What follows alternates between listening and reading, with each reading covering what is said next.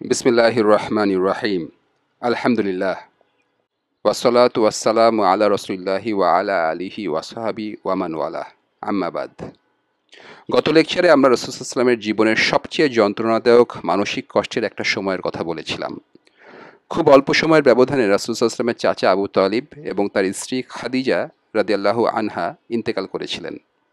একজন তাকে সাপোর্ট দিয়েছিলেন ঘরের বাইরে, তার চাচা, আর অন্যজন, তার স্ত্রী, সাপোর্ট দিয়েছিলেন ঘরের ভেতরে। এদিকে আবু তালিব মারা যাওয়ার পর বনু হাশিম গোত্রের নতুন প্রধান এবং রাসূলুল্লাহ সাল্লাল্লাহু আলাইহি ওয়াসাল্লামের সৎ চাচা আবু লাহাব শুরুর দিকে কয়েকদিন বা কয়েক সপ্তাহের জন্য রাসূলুল্লাহ সাল্লাল্লাহু আলাইহি ওয়াসাল্লামকে প্রোটেকশন বা নিরাপত্তা দিয়েছিলেন।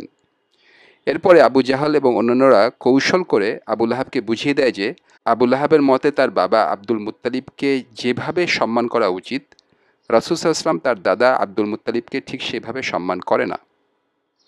এছাড়াও আবু লাহাব বুঝতে পারে যে রাসূলুল্লাহ সাল্লাল্লাহু আলাইহি ওয়াসাল্লাম মনে করেন আব্দুল মুত্তালিব জাহান্নামের আগুনে থাকবেন। আবু লাহাব তখন রাসূল সাল্লাল্লাহু আলাইহি ওয়াসাল্লামের উপর থেকে তার প্রোটেকশন বা নিরাপত্তা সরিয়ে নেয়। রাসূলুল্লাহ সাল্লাল্লাহু আলাইহি ওয়াসাল্লামকে সে যেই সব প্রতিশ্রুতি দিয়েছিল সেগুলোও ফিরিয়ে নেয়। এই সবগুলো ঘটনা মিলে পরিস্থিতি এমন হলো যে রাসূল সাল্লাল্লাহু আলাইহি ওয়াসাল্লামের পক্ষে মক্কায় বসবাস করাটা খুবই কঠিন হয়ে দাঁড়ালো। মক্কায় রাসূল সাল্লাল্লাহু আলাইহি ওয়াসাল্লামকে প্রোটেকশন দেওয়ার মতো আর কেউ রইল না। আর তখনই তিনি মক্কা নগরী ছেড়ে অন্য কোথাও গিয়ে থাকার কথা চিন্তা করতে শুরু করলেন। এখানে আপনারা একটু খেয়াল করে দেখুন, এর আগের ১০ বছরে রাসূল সাল্লাল্লাহু আলাইহি ওয়াসাল্লাম একবারও মক্কা শহর ছেড়ে অন্য কোথাও চলে যাওয়ার কথা চিন্তাও করেননি। এই ১০ বছর তিনি মক্কার একজন অধিবাসী হিসেবেই ছিলেন। এই সময় তার উপরে অনেক অত্যাচার হয়েছে, কিন্তু তিনি মক্কা ছেড়ে চলে যাওয়ার কথা ভাবেননি। তারপর যখন মক্কায় বসবাস করা তার জন্য রাজনৈতিকভাবে একেবারে অসম্ভব হয়ে গেল, তখনই তিনি অন্য কোথাও চলে যাওয়ার কথা চিন্তা করলেন। রাসূল সাল্লাল্লাহু আলাইহি ওয়াসাল্লাম প্রথমেই যে শহরটার কথা ভেবেছিলেন সেটা হলো তয়েফ। এখান থেকে আমরা যে শিক্ষাটা নিতে পারি সেটা হলো, আমরা প্রত্যেকেই নিজেদেরকে যে সমাজের অংশ বলে মনে করি সেই সমাজেই আমাদের থাকা উচিত। যদিও হতে পারে সেটা একটা খারাপ সমাজ, হতে পারে সেটা ইসলাম বিদ্বেষী সমাজ, হতে পারে সেই সমাজের মধ্যে অনেক রকম সমস্যা আছে। তারপরও আমরা যে সমাজের অংশ সেখানে আমাদের থাকা উচিত। রাসূলুল্লাহ সাল্লাল্লাহু আলাইহি ওয়াসাল্লামও সেটাই করেছিলেন। অন্যান্য নবী রাসূলদের ক্ষেত্রেও এরকম দৃষ্টান্ত আপনারা দেখবেন। নূহ আলাইহিস সালাম, তিনি তার সম্প্রদায়ের লোকজনের সাথে ছিলেন ৯৫০ বছর। এতগুলো বছর ধরে তিনি তার নিজের সমাজেই বসবাস করেছেন, কখনো হাল ছেড়ে দেননি। তিনি নিজের সম্প্রদায়ের লোকজনের সাথেই ছিলেন, অন্তত মুখের কথা দিয়ে হলেও তাদের বোঝানোর চেষ্টা করেছিলেন। এখান থেকে আমরা একটা শিক্ষা নিতে পারি, সেটা হচ্ছে, যদিও অনেক ক্ষেত্রে আমাদের জীবনটা কঠিন হয়ে যেতে পারে, যদিও অনেক সময় অন্যান্য মানুষ আমাদের আর আমাদের ধর্মের মাঝে বাধা হয়ে দাঁড়াতে পারে, তারপরও নিজ সম্প্রদায়ের প্রতি আমাদের একটা দায়িত্ব আর দায়বদ্ধতা থেকে যায়।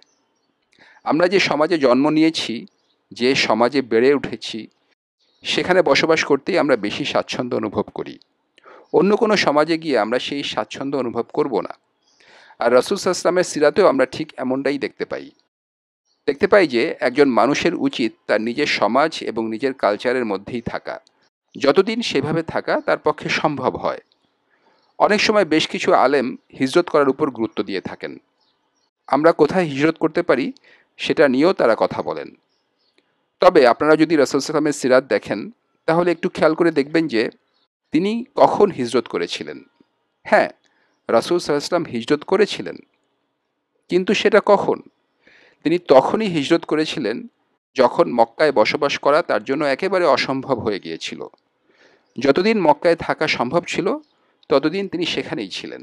তারপর রাসূল সাল্লাল্লাহু আলাইহি ওয়াসাল্লাম প্রথমেই যে শহরটার কথা ভেবেছিলেন সেটা হলো তয়েফ। তিনি কেন তয়েফ শহরটা বেছে নিয়েছিলেন? এখন রাসূল সাল্লাল্লাহু আলাইহি ওয়াসাল্লাম যেহেতু মক্কার অধিবাসী ছিলেন, তাই এই তয়েফ শহরটা বেছে নেওয়াই ছিল সবচেয়ে স্বাভাবিক একটা সিদ্ধান্ত। প্রথম আর সবচেয়ে বড় কারণ হিসেবে বলা যায়, মক্কার কাছাকাছি সবচেয়ে বড় যে শহর সেটা ছিল এই তয়েফ। মক্কা এবং তাইফ, এই দুটাকে বলা হতো দুইটা যমজ শহর, টুইন সিটিজ। এই দুই শহরের মধ্যে একটা অম্লমধুর সম্পর্ক ছিল, একটা লাভ হেইট রিলেশনশিপ। তাদের মধ্যে শান্তিপূর্ণ সম্পর্ক বজায় ছিল, আবার একই সাথে তাদের মধ্যে এক ধরনের প্রতিদ্বন্দ্বিতাও ছিল। যেহেতু তারা প্রতিবেশী দুইটা বড় শহর, সেজন্য এই প্রতিদ্বন্দ্বিতা। আবার সেই একই কারণে তারা একে অপরের প্রতি খুব বেশি শত্রুভাবাপন্ন মনোভাবও বজায় রাখতে পারত না। তাই প্রতিদ্বন্দ্বিতার পাশাপাশি তাদের মধ্যে শান্তি চুক্তিও ছিল। এছাড়াও ওয়ালিদ ইবনে আল মুগিরার একটা কথার উদ্ধৃতি দিয়ে আল্লাহ সুবহানাহু ওয়া তাআলা কোরআনের একটা আয়াত নাজিল করেছেন। সেখানে পরোক্ষভাবে তাইফের কথা বলা হয়েছে। আল্লাহ বলেছেন, ওয়াকালু লাউলা নাজ্জালা হাযাল কুরআনু আলা রাজুলিম মিনাল ক্বরয়াতাইনি আযীম। এই কুরআন কেন দুইটা প্রধান শহরের মধ্যকার কোনো মহান ব্যক্তির উপর নাজিল করা হলো না? দুইটা প্রধান শহর, তার মানে মক্কা এবং তয়েফ। এই ওয়ালিদ ইবনে আল মুগিরা ছিল খালিদ ইবনে ওয়ালিদের বাবা।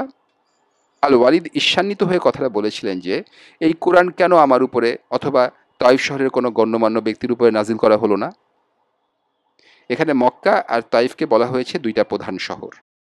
এছাড়াও তয়েফ শহরটাকে বেছে নেওয়ার আরেকটা কারণ হচ্ছে, যেহেতু তয়েফ এবং মক্কা বেশ কাছাকাছি দুইটা শহর, তাই এখানকার অধিবাসীরা একে অপরকে খুব ঘনিষ্ঠভাবে চিনত। রাসূল সাল্লাল্লাহু আলাইহি ওয়াসাল্লাম যদি দূরের কোনো শহরে যেতেন, সেখানকার অধিবাসীরা হয়তো তাকে সেভাবে চিনত না। মক্কার অন্যান্য অধিবাসীদেরকেও চিনত না। মক্কা এবং তয়েফের অধিবাসীরা একে অপরকে তাদের পরিবার বা বংশ পরিচয় দিয়েই চিনত। দুই শহরের মধ্যে খুব ঘনিষ্ঠ একটা সম্পর্ক ছিল। এই সম্পর্ক এতটাই ঘনিষ্ঠ যে রাসূল সাল্লাল্লাহু আলাইহি ওয়াসাল্লাম তায়েফের যে গোত্রপ্রধানদের সাথে দেখা করতে গিয়েছিলেন, তাদের মধ্যে একজন রাসূল সাল্লাল্লাহু আলাইহি ওয়াসাল্লামের দূরসম্পর্কের এক ফুফুকে বিয়ে করেছিল। তার মানে তাদের মধ্যে এক ধরনের আত্মীয়তার সম্পর্কও ছিল। এখন রাসূল সাল্লাল্লাহু আলাইহি ওয়াসাল্লাম শাওয়াল মাসে সিদ্ধান্ত নিলেন যে তিনি তয়েফে যাবেন। এই মাসেই খাদিজা রাদিয়াল্লাহু আনহা ইন্তেকাল করেছেন, আবু তালিব মারা যাওয়ার কয়েক সপ্তাহ পরে। এদিকে আবু তালিব মারা যাওয়ার পর আবু লাহাব যে রাসূল সাল্লাল্লাহু আলাইহি ওয়াসাল্লামকে নিরাপত্তা দিয়েছিল, সেটা কার্যকর ছিল মাত্র ২০ থেকে ৩০ দিন। আবু লাহাব যখন তার প্রোটেকশন বা নিরাপত্তা তুলে নিল, তখন রাসূলুল্লাহ সাল্লাল্লাহু আলাইহি ওয়াসাল্লাম মক্কায় একরকম অবাঞ্ছিত হয়ে গেলেন। যে কোনো সময় তার সাথে অপ্রীতিকর কোনো ঘটনা ঘটে যেতে পারত।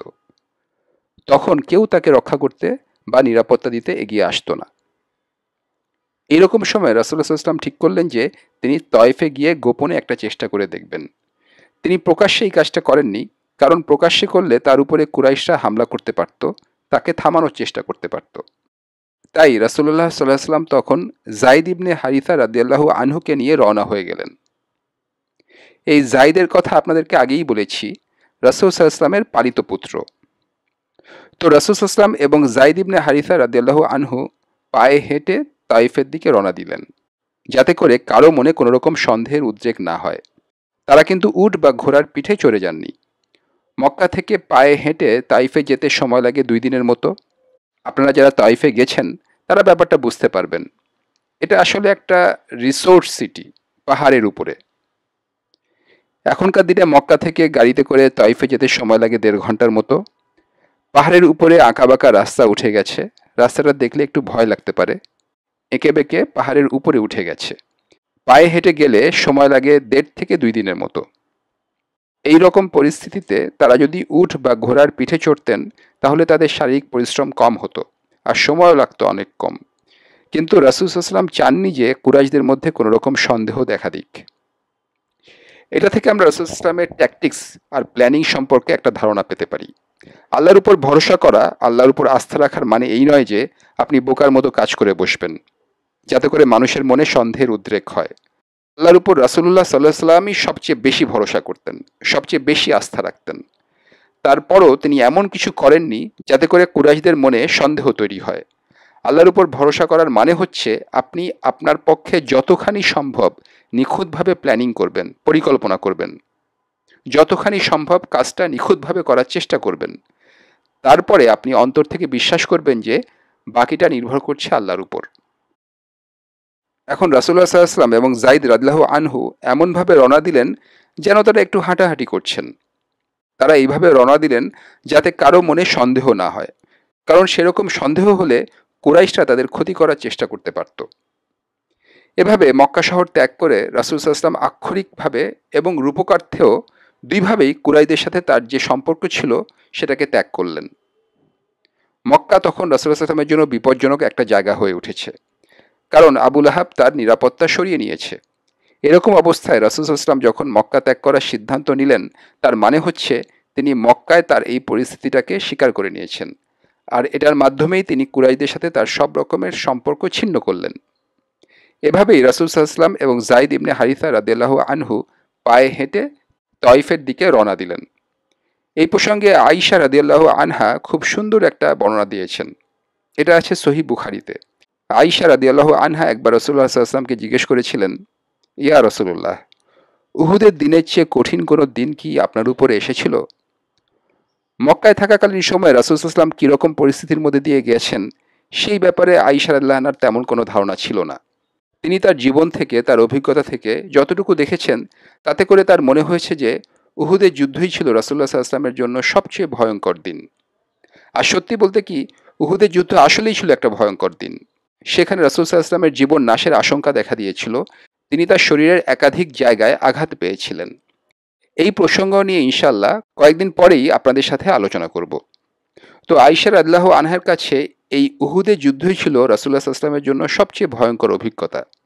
তাই তিনি জিজ্ঞাসা করলেন, উহুদের দিনের চেয়ে কঠিন কোনো দিন কি আপনার উপরে এসেছিল? রাসূল সাল্লাল্লাহু আলাইহি ওয়াসাল্লাম সাথে সাথে উত্তর দিলেন, হ্যাঁ, এসেছিল। সত্যি বলতে তোমার গোত্রের লোকজন আমাকে অনেক আঘাত করেছে, আমাকে অনেক বিপদে ফেলেছে। আর তার মধ্যে সবচেয়ে কঠিন বিপদ যেটা হয়েছিল সেটা হলো আকাবার দিনে। আল আকাবা হচ্ছে সেই জায়গা যেখানে রাসূল সাল্লাল্লাহু আলাইহি ওয়াসাল্লামের উপর পাথর নিক্ষেপ করা হয়েছিল। জায়গাটা তাইফের শহরের বাইরে। রাসূলুল্লাহ সাল্লাল্লাহু আলাইহি ওয়াসাল্লাম সেই দিনটাকে বলেছেন আকাবার দিন। তার মানে তাইফের সেই ঘটনা। রাসূলুল্লাহ সাল্লাল্লাহু আলাইহি ওয়াসাল্লাম বলছেন, সেই দিন আমি নিজেকে পেশ করেছিলাম বা দেখা করেছিলাম ইবনে আবদি ইয়ালিল ইবনে আবদি কুলালের সাথে। এই নামের প্রসঙ্গে একটু পরেই বলছি। রাসূল ইসলাম খুব অল্প কথায় সাধারণভাবে ব্যাপারটা বলেছিলেন, যাতে করে তিনি আয়েশা রাদিয়াল্লাহু আনহার করুণার পাত্র না হয়ে পড়েন। রাসূলুল্লাহ সাল্লাল্লাহু আলাইহি ওয়াসাল্লাম সেই ভয়ঙ্কর ঘটনার বিস্তারিত কোনো বর্ণনা দেননি। সেটা নিয়ে অন্যরা আলোচনা করবে। তবে রাসূল সাল্লাল্লাহু আলাইহি ওয়াসাল্লাম খুব সংক্ষেপে ব্যাপারটা বলেছিলেন। তিনি বললেন, আমি যেভাবে চেয়েছিলাম তারা সেরকম কোনো সাড়া দেয়নি। সেজন্য আমি দুঃখ আর বিষণ্ণতায় আক্রান্ত হয়ে পড়েছিলাম। আমি এতটাই বিষণ্ণ ছিলাম যে সেখান থেকে কার্নু আলিবে পৌঁছানো পর্যন্ত আমি আমার নিজের মধ্যেই ছিলাম না। কার্নু আলিব হচ্ছে তাইফ শহর থেকে ৭-৮ কিলোমিটার দূরের একটা জায়গা। তাইফের ঘটনাটা নিয়ে রাসূলুল্লাহ সাল্লাল্লাহু আলাইহি ওয়াসাল্লাম এইটুকুই বলেছেন। অন্য আরও অনেকে এই ঘটনাটা নিয়ে আরও বিস্তারিত বর্ণনা দিয়েছেন। এখান থেকে আমরা বেশ কিছু শিক্ষা নিতে পারি। একেবারে প্রথম যে শিক্ষাটা সেটা হচ্ছে, উহুদের ঘটনাটা রাসূল সাল্লাল্লাহু আলাইহি ওয়াসাল্লামের জন্য শারীরিকভাবে সবচেয়ে কঠিন অভিজ্ঞতা ছিল। সেখানে তার প্রাণহানির আশঙ্কা দেখা দিয়েছিল। অন্যদিকে তয়ফের ঘটনাটা ছিল মানসিকভাবে সবচেয়ে কঠিন অভিজ্ঞতা। আর আমরা সবাই জানি যে শারীরিক কষ্টের চাইতে মানসিক কষ্ট আরও অনেক বেশি যন্ত্রণাদায়ক। সেজন্যই রাসূলুল্লাহ সাল্লাল্লাহু আলাইহি ওয়াসাল্লাম বলেছিলেন, তয়ফের ঘটনাটা উহুদের দিনের চাইতেও কঠিন ছিল। এছাড়াও আপনারা যদি রাসূলুল্লাহ সাল্লাল্লাহু আলাইহি ওয়াসাল্লামের কথাগুলো একটু ভালোভাবে খেয়াল করেন, তিনি বলেছেন, কার্নু আলিবে পৌঁছানোর আগে পর্যন্ত আমি খেয়ালই করিনি যে আমি কোথায় আছি। বর্তমান সময়ে এসে আমরা এখন বলতে পারি রাসূলুল্লাহ সাল্লাল্লাহু আলাইহি ওয়াসাল্লাম তখন একটা মেন্টাল শকের মধ্যে ছিলেন। মানসিক আঘাতে তিনি বিপর্যস্ত হয়ে পড়েছিলেন। তিনি অনেকটা মানসিক ট্রমার মধ্যে ছিলেন। তয়ফ শহরের বখাটে ছেলেরা তাকে পাথর ছুঁড়ে মারছে। ঘটনাটা রাসূল সাল্লাল্লাহু আলাইহি ওয়াসাল্লামের জন্য শারীরিক ও মানসিক দুই দিক থেকেই খুব যন্ত্রণাদায়ক ছিল। আর এই মেন্টাল শকের কারণেই তিনি বুঝতে পারেননি যে তিনি কোথায় আছেন। তাহলে কেউ যদি মেন্টাল শকের কারণে মানসিকভাবে বিপর্যস্ত হয়ে পড়ে, সেটার মধ্যে আমরা অন্যায় বা অপরাধের বা দুর্বলতার কিছু দেখছি না। রাসূলুল্লাহ সাল্লাল্লাহু আলাইহি ওয়াসাল্লাম এখানে বলছেন, ফালাম আস্তাফিক, আমি কোথায় আছি সেটা বুঝতেই পারিনি। তারপর একসময় দেখলাম আমি কার্নু আলিবে পৌঁছে গেছি। আর সেই জায়গাটা তয়ফ শহর থেকে প্রায় ৭-৮ কিলোমিটার দূরে। তাহলে আমাদের ক্ষেত্রে যদি এরকম ট্রমাটিক কোনো ঘটনা ঘটে, তাহলে হয়তো আমরাও মানসিকভাবেই বিপর্যস্ত হয়ে পড়ব। আশেপাশে কি ঘটছে সেটা আমরা ঠিকমতো বুঝতেও পারবো না। তারপরে একটা সময় আমরা সেই বিপর্যস্ত মনোভাব কাটিয়ে উঠব, সম্বিত ফিরে পাব। রাসূলুল্লাহ সাল্লাল্লাহু আলাইহি ওয়াসাল্লামও সেই বিপর্যস্ত মনোভাব কাটিয়ে উঠেছিলেন। এছাড়াও খেয়াল করলে দেখবেন রাসূল সাল্লাল্লাহু আলাইহি ওয়াসাল্লাম এই ঘটনা নিয়ে বিস্তারিত কিছু বলেননি। কারণ তিনি চাননি যে এটার কারণে তিনি আমাদের করুণার পাত্র হয়ে ওঠেন। অন্য যারা আছেন তারা এটা নিয়ে বিস্তারিত বর্ণনা দেবেন। আর আয়েশা রাদিয়াল্লাহু আনহা যদি জিজ্ঞাসা না করতেন যে উহুদের দিনের চাইতে কঠিন কোনো দিন কি আপনার উপরে এসেছিল, তাহলে তিনি এই প্রসঙ্গটা নিয়ে কোনো কথাই হয়তো বলতেন না। এখান থেকে আমরা যে শিক্ষাটা নিতে পারি সেটা হচ্ছে একজন মুসলিম কখনো তার কষ্ট নিয়ে অন্যের কাছ থেকে করুণা পাওয়ার জন্য হাহাকার করবে না। অনেক জায়গাতেই মুসলিম সম্প্রদায়ের মধ্যে এরকম একটা মনোভাব আছে যেটা আমাদের ত্যাগ করতে হবে। এইরকম মনোভাব আমাদের জন্য কোনো রকম সম্মান বয়ে নিয়ে আসে না। তয়েফের এই ঘটনাটা রাসূল ইসলামের জন্য শারীরিক ও মানসিক দুই দিক থেকেই খুবই যন্ত্রণাদায়ক ছিল। তারপরও তিনি এই ঘটনার কারণে কারো কাছ থেকে কোনো রকম করুণা চাননি। এমনকি যারা তাকে সম্মান করত, ভালোবাসত, তাদের কাছ থেকেও তিনি কোনো করুণা চাননি। আর যারা তার বিরুদ্ধে ছিল তাদের কথা তো বাদই দিলাম। তাহলে আমাদের সম্মান, আমাদের ইজ্জা আসবে আল্লাহর কাছ থেকে। অন্য মানুষের সামনে হাহাকার করলে আমরা কোনো সম্মান পাবো না। যেহেতু আয়েশা রাদিয়াল্লাহু আনহা জিজ্ঞাসা করেছিলেন, সেই জন্যে রাসূলুল্লাহ সাল্লাল্লাহু আলাইহি ওয়াসাল্লাম অল্প কথায় বলেছিলেন, এটাই ছিল সবচেয়ে কঠিন দিন। যদি তার স্ত্রী এই প্রশ্নটা না করতেন, তাহলে রাসূলুল্লাহ সাল্লাল্লাহু আলাইহি ওয়াসাল্লাম হয়তো এই সামান্য কথাটুকুও বলতেন না। এই ঘটনাটা নিয়ে ইবনে ইসহাক আরও বিস্তারিত বর্ণনা দিয়েছেন। এটা রাসূলুল্লাহ সাল্লাল্লাহু আলাইহি ওয়াসাল্লামের সিরাতের মধ্যে খুবই বিখ্যাত আর সুপরিচিত একটা ঘটনা। আমরা ছোটবেলায় এটা শুনেছি। রাসূলুল্লাহ সাল্লাল্লাহু আলাইহি ওয়াসাল্লাম মক্কা থেকে পায়ে হেঁটে তয়েফে গিয়েছিলেন, যেখানে সময় লেগেছিল ১.৫ থেকে ২ দিনের মতো। তিনি তয়েফের গোত্রপ্রধানের সামনে নিজেকে পেশ করেছিলেন, বা বলা যায় প্রেজেন্ট করেছিলেন। সেখানে গোত্রপ্রধান ছিল ৩ জন ভাই, আব্দে ইয়ালিল, মাসউদ এবং হাবিব। এরা সবাই ছিল আমরের ছেলে। আগের গোত্রপ্রধান ছিল আমর। তারপরে আমর যখন মারা গেল, তখন এই ৩ ভাই নিজেদের মধ্যে একটা অদ্ভুত ধরনের চুক্তি করে বসল। তারা ঠিক করলো, আমরা এটা নিয়ে নিজেদের মধ্যে কোনো রকম লড়াই করব না। আমরা ৩ জনেই একসাথে শাসন করব। আমাদের ৩ ভাইকে নিয়ে আমরা একটা শুরা করব, আর আমরা ৩ জনই হব বনু সাকিফ গোত্রের প্রধান। সে সময় তাইফের গোত্র ছিল বনু সাকিফ, আর মক্কার গোত্র ছিল কুরাইশ। এই কুরাইশ আর সাকিফ এরা সবসময় ছিল একে অপরের প্রতিদ্বন্দ্বী। তাহলে বনু সাকিফ গোত্রের প্রধান ছিল এই ৩ ভাই, আর এদের একজন রাসূলুল্লাহ সাল্লাল্লাহু আলাইহি ওয়াসাল্লামের দূর সম্পর্কের এক ফুফুকে বিয়ে করেছিল। এভাবে রাসূলুল্লাহ সাল্লাল্লাহু আলাইহি ওয়াসাল্লামের সাথে তাদের একটা আত্মীয়তার সম্পর্কও ছিল। রাসূলুল্লাহ সাল্লাল্লাহু আলাইহি ওয়াসাল্লাম তয়েফে এসে এই ৩ ভাইয়ের কাছে সংবাদ পাঠালেন যে তিনি তয়েফ শহরে এসেছেন এবং তাদের সাথে কথা বলতে চান। তারপরে তিনি এই ৩ গোত্রপ্রধানের সামনে নিজেকে পেশ করলেন। তিনি তাদের সামনে ইসলামের বাণী উপস্থাপন করলেন আর তাদের ইসলাম গ্রহণ করতে বললেন। কিন্তু ৩ জনই এই প্রস্তাব প্রত্যাখ্যান করল, আর সেটা তারা করল খুবই ব্যঙ্গাত্মক ভঙ্গিতে। তাদের মধ্যে একজন বলল, আল্লাহ যদি আপনাকে রাসূল হিসেবে প্রেরণ করে থাকেন, তাহলে আমি হয়তো বিদ্বেষ আর অনুশোচনায় কাবা ঘরের পর্দাটাই ছিঁড়ে ফেলব। এটা ছিল আসলে এক ধরনের উপহাস। দ্বিতীয়জন বলল, আল্লাহ কি আপনার থেকে ভালো কাউকে পাননি? নাউজুবিল্লাহ। আর তৃতীয়জন বলল, আমি আপনার সাথে কথা বলতে পারবো না, কারণ আপনি যদি আসলেই একজন রাসূল হয়ে থাকেন, তাহলে আপনি আমার জন্য একটু বেশি পবিত্র হয়ে যান। আর আপনি যদি মিথ্যা কথা বলে থাকেন, তাহলে আপনি আমার মর্যাদার তুলনায় এতটাই নিচে যে আপনার সাথে কথা বলাটাই ঠিক হবে না। এইভাবে ৩ জন গোত্রপ্রধানই খুবই ব্যঙ্গাত্মক ভঙ্গিতে রাসূল সাল্লাল্লাহু আলাইহি ওয়াসাল্লামকে উপহাস করল। রাসূল সাল্লাল্লাহু আলাইহি ওয়াসাল্লাম তখন চলে যাওয়ার জন্য উঠে দাঁড়ালেন আর তাদের উদ্দেশ্যে বললেন, ঠিক আছে, আপনারা যখন আমার এই বাণী প্রত্যাখ্যান করলেন, তাহলে অন্ততপক্ষে কুরাইশদের এটা বলবেন না যে আমি এখানে এসেছিলাম। এখানে একটু খেয়াল করে দেখেন, একেবারে শেষ পর্যায়ে এসেও রাসূল সাল্লাল্লাহু আলাইহি ওয়াসাল্লাম আল্লাহর উপর ভরসা করেছেন, আর একই সাথে নিজের উটটাকেও বেঁধে রাখছেন। তার মানে তিনি একটা প্ল্যানিং করছেন, একটা পরিকল্পনা করছেন। আপনারা অন্ততপক্ষে কুরাইশদের বলবেন না যে আমি এসেছিলাম, তা না হলে মক্কায় আমার জীবন আরও কঠিন হয়ে উঠবে। তয়েফের গোত্রপ্রধানেরা কিন্তু সেই কথাটা রেখেছিল। কুরাইশ গোত্রের লোকজন এই ঘটনাটা সম্পর্কে তখনই কিছু জানতে পারেনি। এটা থেকে আমরা রাসূল সাল্লাল্লাহু আলাইহি ওয়াসাল্লামের দূরদর্শিতা আর পরিকল্পনার ব্যাপারে একটা ধারণা পেতে পারি। এখানে একটু খেয়াল করে দেখুন, রাসূল সাল্লাল্লাহু আলাইহি ওয়াসাল্লাম কিন্তু অন্ধভাবে আল্লাহর উপর ভরসা করেননি। রাসূল সাল্লাল্লাহু আলাইহি ওয়াসাল্লাম অবশ্যই আল্লাহর উপর ভরসা করেছেন, আমরাও আল্লাহর উপর ভরসা করব। তবে তার আগে আমাদের একটা পরিকল্পনা থাকতে হবে। প্রথমে আমরা আমাদের সাধ্য অনুযায়ী চেষ্টা করব, তারপর আমরা আল্লাহর উপর ভরসা করব। এদিকে আরও কিছু নির্ভরযোগ্য বর্ণনা অনুযায়ী আমরা জানতে পারি যে রাসূল সাল্লাল্লাহু আলাইহি ওয়াসাল্লাম সেই সময় তাইফ ছেড়ে চলে যাননি। তিনি সেখানে আরও ১ সপ্তাহের মতো সময় অবস্থান করেছিলেন। গোত্রপ্রধানরা তার প্রস্তাব প্রত্যাখ্যান করেছে, কিন্তু হয়তো সাধারণ মানুষের মধ্যে কেউ কেউ তার বাণী গ্রহণ করবে। তয়েফের যেসব অধিবাসী পরবর্তীতে মুসলিম হয়েছিলেন, তাদের মধ্যে অনেকে বর্ণনা করেছেন যে আমার মনে আছে যে রাসূল সাল্লাল্লাহু আলাইহি ওয়াসাল্লাম সেই সময় তয়েফের সুকে ইসলাম প্রচার করেছিলেন। সুক মানে হচ্ছে বাজার, বাজারে ইসলাম প্রচার করেছিলেন, কিন্তু কেউ তার ডাকে সাড়া দেয়নি। তার মানে সেখানে কেউ ইসলাম গ্রহণ করেনি। এরকম একটা পরিস্থিতিতে যখন বাজারের মধ্যে একজনের ইসলাম গ্রহণ করার মতো একটা সম্ভাবনা দেখা দিয়েছিল, তখনই সেখানকার লোকজন উত্তেজিত হয়ে পড়ল। আমরা অনেকেই ঘটনাটা যেভাবে জানি সেটা হচ্ছে গোত্রপ্রধানরা প্রত্যাখ্যান করার পরেই রাসূল সাল্লাল্লাহু আলাইহি ওয়াসাল্লাম তয়েফ ছেড়ে চলে গিয়েছিলেন।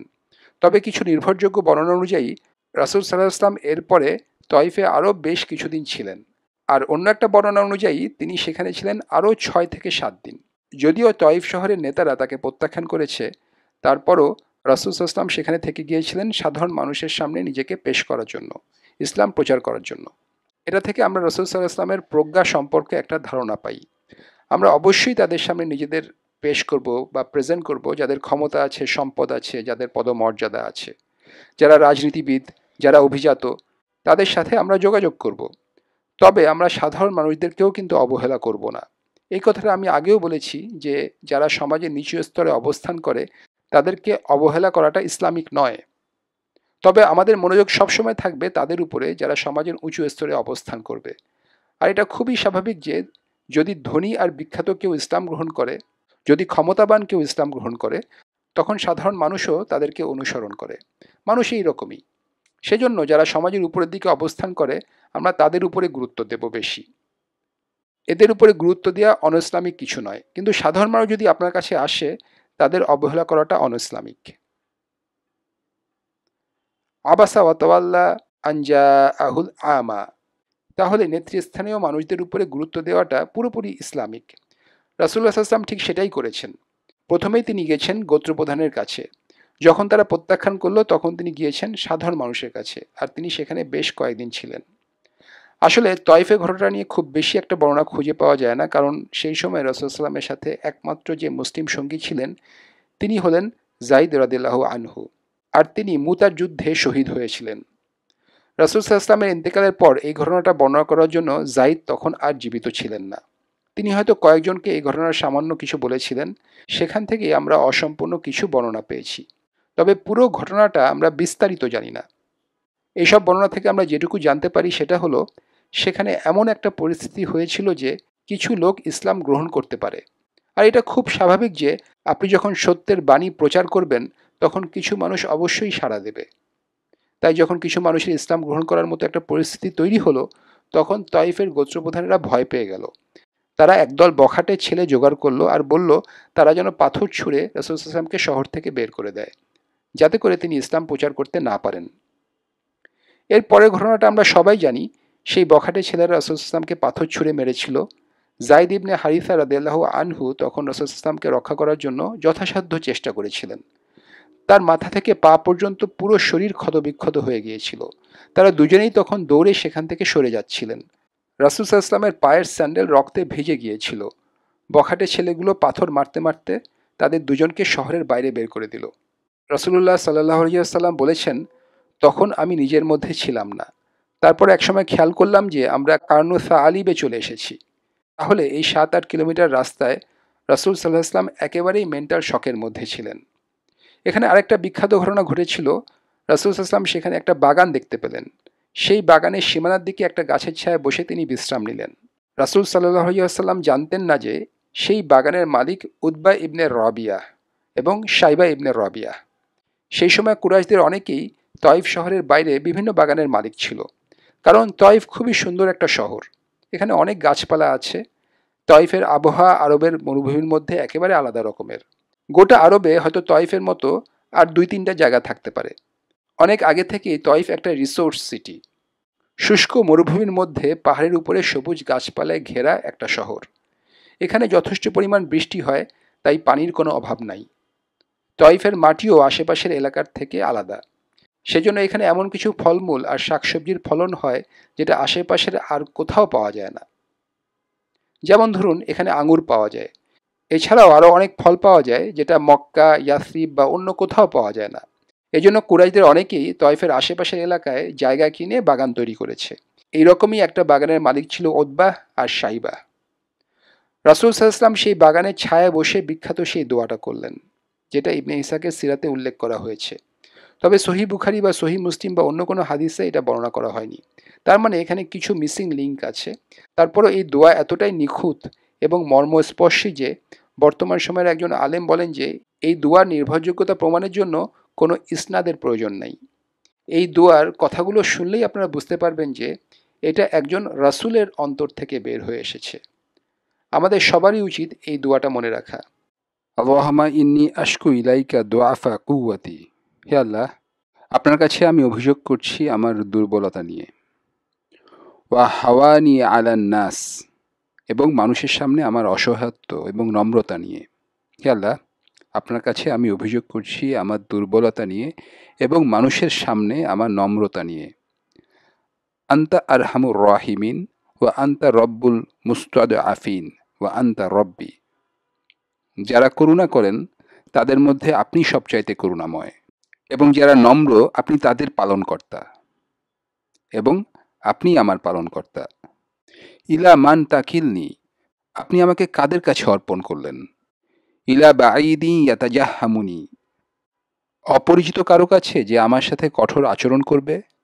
আম ইলা কারিবিন মাল্লাকতাহু আমরি, নাকি কোনো নিকট আত্মীয়ের কাছে যাকে আপনি আমার উপর ক্ষমতা দিয়েছেন? এখানে নিকট আত্মীয় মানে আবুল আহাব।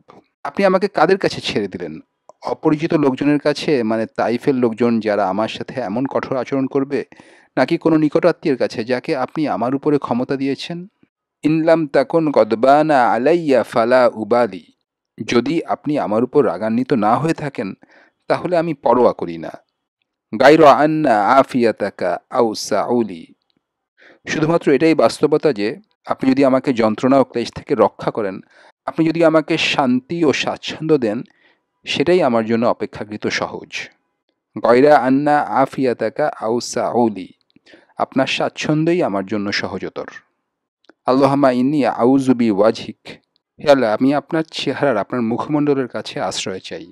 আল্লাযী আশরাকাত লাহু যুলুমাত, আপনার চেহারাই সকল আলোর উৎস, যেটা অন্ধকার থেকে মুক্তি দেয়। ওয়া সলাহা আলাইহি আমরুদ দুনিয়া ওয়াল আখিরাহ, এবং আপনার চেহারার কারণেই এই দুনিয়া ও আখিরাতের যাবতীয় বিষয় সঠিকভাবে পরিচালিত হয়। আন ইয়ানজিলা বি গদাবুক আও ইয়াহিল্লা বি সাখাতুক, আপনার ক্রোধ যাতে আমার উপরে পতিত না হয় অথবা আপনার ক্রোধ আমাকে আচ্ছাদিত না করে, সেজন্য আমি আপনার কাছে আশ্রয় প্রার্থনা করি। লাকাল উদবা হাত্তা তারদা, এটা আপনার অধিকার যে আপনি সন্তুষ্ট না হওয়া পর্যন্ত সমালোচনা করবেন। ওয়ালা হাওলা ওয়ালা কুওয়াতা ইল্লা বিক, আপনি আর আপনার মাধ্যম ছাড়া আর কোনো শক্তি অথবা কোনো কিছু পরিবর্তন করার ক্ষমতা নাই। এই দোয়া হচ্ছে সিরাতের অমূল্য রত্নগুলোর মধ্যে একটি, যেটা থেকে আমরা গুরুত্বপূর্ণ শিক্ষা নিতে পারি। দোয়াটি আপনারা প্রথম থেকে শেষ পর্যন্ত একটু ভালোভাবে খেয়াল করুন। রাসূল সাল্লাল্লাহু আলাইহি ওয়াসাল্লাম বলছেন, হে আল্লাহ, আপনার কাছে আমি অভিযোগ করছি আমার দুর্বলতা নিয়ে এবং মানুষের সামনে আমার নম্রতা নিয়ে। আপনার কাছে আমি অভিযোগ করছি। এখান থেকে আমরা বুঝতে পারি যে আল্লাহর কাছে অভিযোগ করা যেতে পারে। আমরা মানুষের কাছে অভিযোগ জানাবো না, আমরা অভিযোগ জানাবো আল্লাহর কাছে। আর এটা আমাদের তাওহীদের একটা অংশ। এটার উদাহরণ কোরআনেই আছে। কোরআনে ইয়াকুব আলাইহিস সালামের কথা উল্লেখ করা হয়েছে, যিনি আল্লাহর কাছে অভিযোগ করছেন, ইন্নামা আশকু বাসি ওয়া হুজনি ইলাল্লাহ, আমি আমার সকল দুঃখ বেদনার অভিযোগ জানাচ্ছি আল্লাহর কাছে। যখন ইয়াকুব আলাইহিস সালামের ছেলেরা এসে তাকে বিরক্ত করল আর উপহাস করে বলল, আপনি আর কতদিন ধরে ইউসুফের কথাই ভাবে মনে রাখবেন, তখন ইয়াকুব আলাইহিস সালাম বললেন, আমি তোমাদের কাছ থেকে কোনো রকম সহানুভূতি চাই না, আমি শুধু আল্লাহর কাছেই অভিযোগ জানাচ্ছি। আল্লাহর কাছে অভিযোগ হতে পারে দুই ধরনের। প্রথম ধরনের অভিযোগ করাটা হারাম, আর এক ধরনের কুফরও বটে। এটা হচ্ছে আল্লাহর হুকুমকে প্রত্যাখ্যান করা, আল্লাহর প্রজ্ঞাকে অস্বীকার করা। এই ধরনের অভিযোগ যে প্রশ্নটা দিয়ে প্রকাশ পায় সেটা হচ্ছে কেন? হে আল্লাহ, কেন আপনি এটা করলেন? অথবা এরকম হওয়া উচিত হয়নি, এটা তো আমার প্রাপ্য নয়। এই ধরনের অভিযোগ করাটা শুধু গুনাহই নয়, এটা এক ধরনের কুফরি। আর এই ধরনের অভিযোগের সবচাইতে বড় উদাহরণ হলো ইবলিস। আপনি এটা করেছেন হে আল্লাহ, আমি করিনি। রব্বি বিমা আগওয়াইতানি, হে আমার প্রতিপালক, আপনার দ্বারাই আমি পথভ্রষ্ট হলাম। এই ধরনের অভিযোগ করা হচ্ছে কুফর। এর বিপরীত ধরনের অভিযোগ হচ্ছে তাওহীদের সারমর্ম। সেটা হচ্ছে আপনি আল্লাহর কাছে অভিযোগ জানাবেন, আল্লাহর কাছে আশ্রয় প্রার্থনা করবেন, আল্লাহর দিকে ফিরে আল্লাহর সহানুভূতি চাইবেন। এটাই হচ্ছে তাওহীদের মূল কথা। আর এটা হচ্ছে শাকওয়া ইলাল্লাহ, আল্লাহর কাছে অভিযোগ।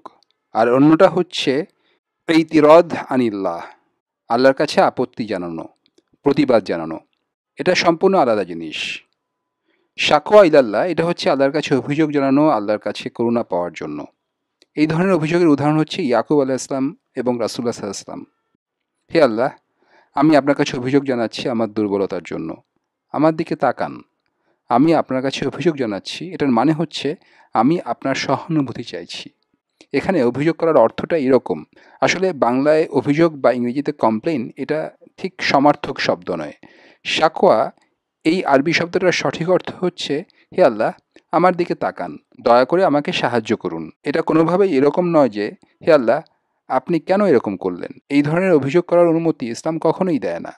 সেই জন্য রাসূল সাল্লাল্লাহু আলাইহি ওয়াসাল্লাম বলেছেন, হে আল্লাহ, আমি আপনার কাছে অভিযোগ করছি মানুষের সামনে আমার অসহায়ত্ব আর নম্রতা নিয়ে। আপনি হলেন সবচাইতে করুণাময়, আপনি হলেন দুর্বল এবং নম্রদের প্রভু, এবং আপনি আমার প্রভু। আপনি আমাকে কাদের কাছে ছেড়ে দিলেন। হে আল্লাহ, রাসূল সাল্লাল্লাহু আলাইহি ওয়াসাল্লাম এভাবেই অভিযোগ করছেন, আপনি আমাকে কাদের কাছে ছেড়ে দিলেন। আমার তো শুধু আপনিই আছেন, আর তো কেউ নাই। আপনি কি আমাকে এই অপরিচিত লোকদের কাছে ছেড়ে দিলেন যারা আমার সাথে এরকম আচরণ করলো, নাকি আমাকে ছেড়ে দিলেন সেই নিকট আত্মীয়ের কাছে যাকে আপনি আমার উপরে কর্তৃত্ব দিয়েছেন।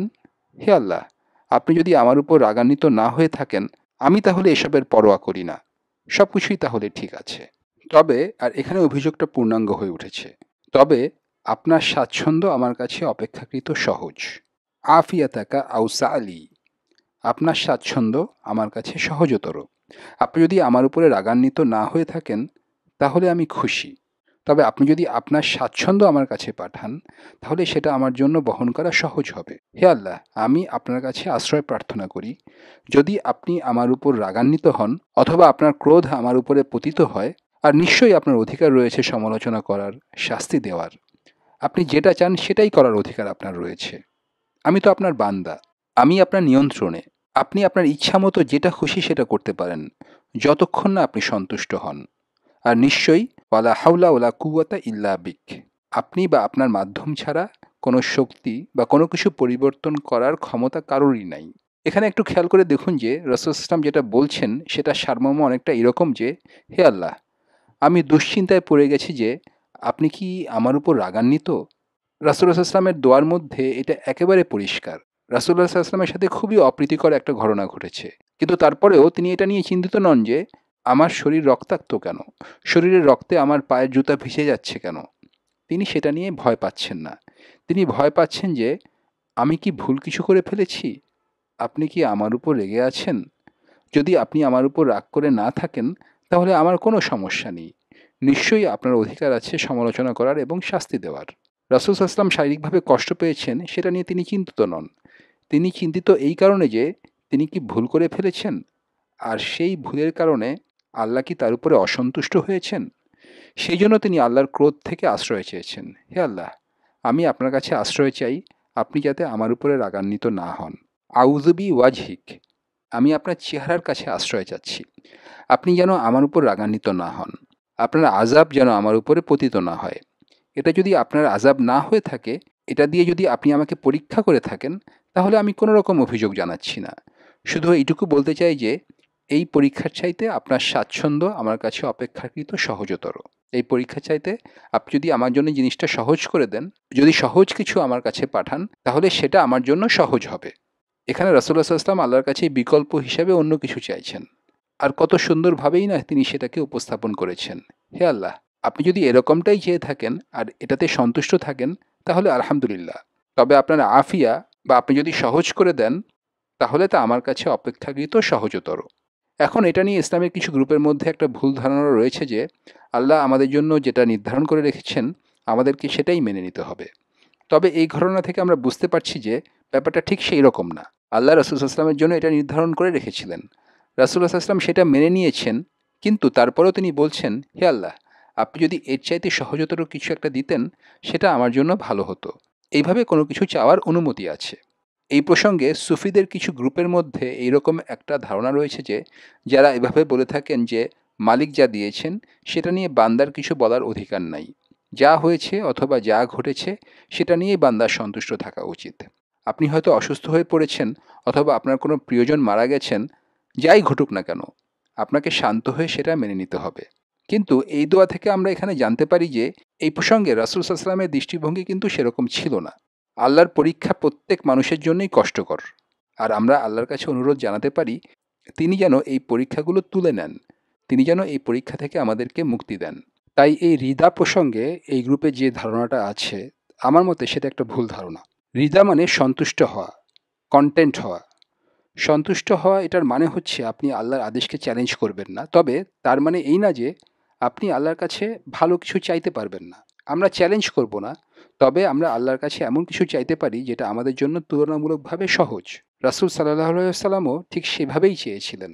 এছাড়াও আপনার খেয়াল করলে দেখবেন যে রাসূল সাল্লাল্লাহু আলাইহি ওয়াসাল্লাম তার দোয়ার শেষে বলেছেন, ওয়ালা হাওলা ওয়ালা কুওয়াতা ইল্লা বিক।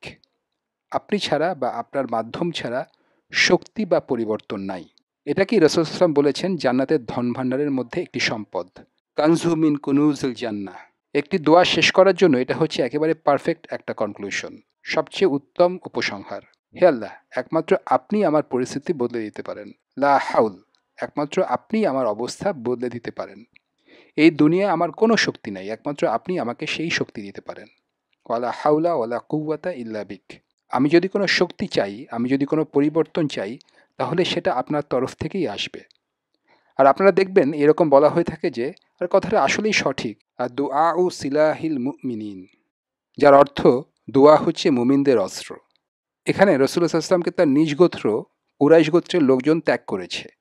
সেই মুহূর্তে রাসূলুল্লাহ সাল্লাল্লাহু আলাইহি ওয়াসাল্লামের পক্ষ থেকে আগের শহরে ফিরে যাওয়ার মতো পরিস্থিতি নাই। তিনি কিভাবে মক্কায় ফিরে এসেছিলেন সেটা নিয়ে পরে বলছি। তবে সেই সময়ে তেমন কোনো অনুকূল পরিস্থিতি তার ছিল না। প্রতিবেশী শহরের মানুষজন তার বাণী প্রত্যাখ্যান করেছে, তাকে নিয়ে উপহাস করেছে। তখন রাসূলুল্লাহ সাল্লাল্লাহু আলাইহি ওয়াসাল্লামের পাশে তার পালিত পুত্র ছাড়া আর কেউ নাই। তার কাছে কোনো টাকা পয়সা নেই, কোনো খাবার দাবারও নাই। এরকম পরিস্থিতিতে তিনি কি করবেন? তিনি আল্লাহর কাছে দোয়া করলেন। দোয়া হচ্ছে মুমিনের অস্ত্র। আপনার মনের মধ্যে যদি দোয়া থাকে, তাহলে আপনি একটা রাস্তা ঠিকই খুঁজে পাবেন।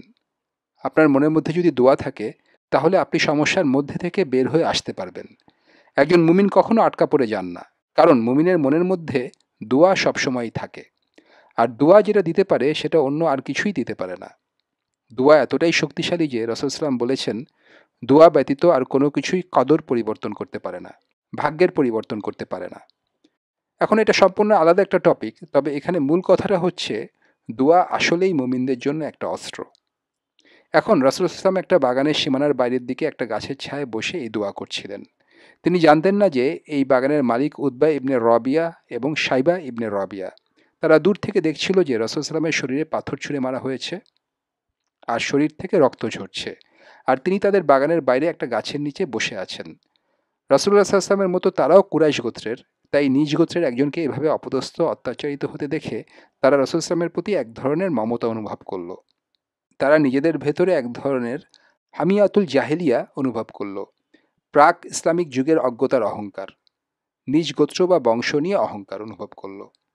তাদের মনে হলো বনু সাকিফ গোত্রের লোকজন তাদের কুরাইশ গোত্রের একজনের সাথে এরকম ব্যবহার করছে কিভাবে। ব্যাপারটা তারা এভাবেই দেখল। তাই তারা ঠিক করলো যে তাদের বাগান থেকে কিছু ফল তারা রাসূল ইসলামের জন্য উপহার হিসেবে পাঠাবে। রাসূল সাল্লাল্লাহু তো উপহার গ্রহণ করতে পারেন। তারা তাদের এই ভৃত্যের হাতে বাটিতে করে কিছু আঙ্গুর দিয়ে পাঠালো, আর সেই ভৃত্যের নাম ছিল আদ্দাস। আদ্দাস ছিলেন একজন ইরাকি খ্রিস্টান। আর রাসূল সাল্লাল্লাহু আলাইহি ওয়াসাল্লাম তার দোয়া শেষ করতে গিয়ে যখনই বললেন যে, হে আল্লাহ, আপনার মাধ্যম ছাড়া কোনো শক্তি নাই, ঠিক তখনই আদ্দাস তার সামনে নিয়ে আসলেন এমন একটা ফল যেটা বেশ মূল্যবান আর শরীরে শক্তিও যোগায়। যেন রাসূল সাল্লাল্লাহু আলাইহি ওয়াসাল্লামের দোয়া শেষ হওয়ার সাথে সাথেই আল্লাহ তার উত্তর দিলেন। এই আঙ্গুর ফল এটা কিন্তু মক্কায় পাওয়া যায় না, আর এখনকার দিনেও আঙ্গুর হচ্ছে খুবই সুস্বাদু এবং খুবই পুষ্টিকর একটা ফল। তো আদ্দাস তখন রাসূল সাল্লাল্লাহু আলাইহি ওয়াসাল্লামের কাছে এসে বললেন, আমার মনিব এই উপহার পাঠিয়েছেন। এই আঙ্গুর যেহেতু উপহার হিসাবে এসেছে, রাসূল সাল্লাল্লাহু আলাইহি ওয়াসাল্লাম সেটা নিতে পারেন। যদি বলা হতো যে এটা সদাকা, এটা একটা দান, তাহলে সেটা নেওয়ার অনুমতি তার ছিল না, রাসূল সাল্লাল্লাহু আলাইহি ওয়াসাল্লাম সেটা নিতেন না। কিন্তু যেহেতু উপহার, তাই রাসূল সাল্লাল্লাহু আলাইহি ওয়াসাল্লাম তখন সেই ফলের বাটি নিয়ে বললেন, বিসমিল্লাহ। তারপর তিনি সেই আঙ্গুর ফল খেতে শুরু করলেন। আদ্দাস খুবই অবাক হয়ে গেলেন আর বললেন, এই বিসমিল্লাহ এটা কেমন কথা? স্থানীয় কোনো আরব তো এভাবে কথা বলে না। তখন রাসূল সাল্লাল্লাহু আলাইহি ওয়াসাল্লাম বললেন, এটা আমার প্রভু আমাকে শিখিয়েছেন। আর আদ্দাস, তুমি কোথা থেকে এসেছো? আদ্দাস বললেন, আমি নিনেভ থেকে এসেছি। তখন রাসূলুল্লাহ সাল্লাল্লাহু আলাইহি ওয়াসাল্লাম মৃদু হেসে বললেন, তুমি তাহলে ইউনুস ইবনে মাত্তার শহর থেকে এসেছো? ইউনুস ইবনে মাত্তা মানে ম্যাথিউয়ের ছেলে জোনা।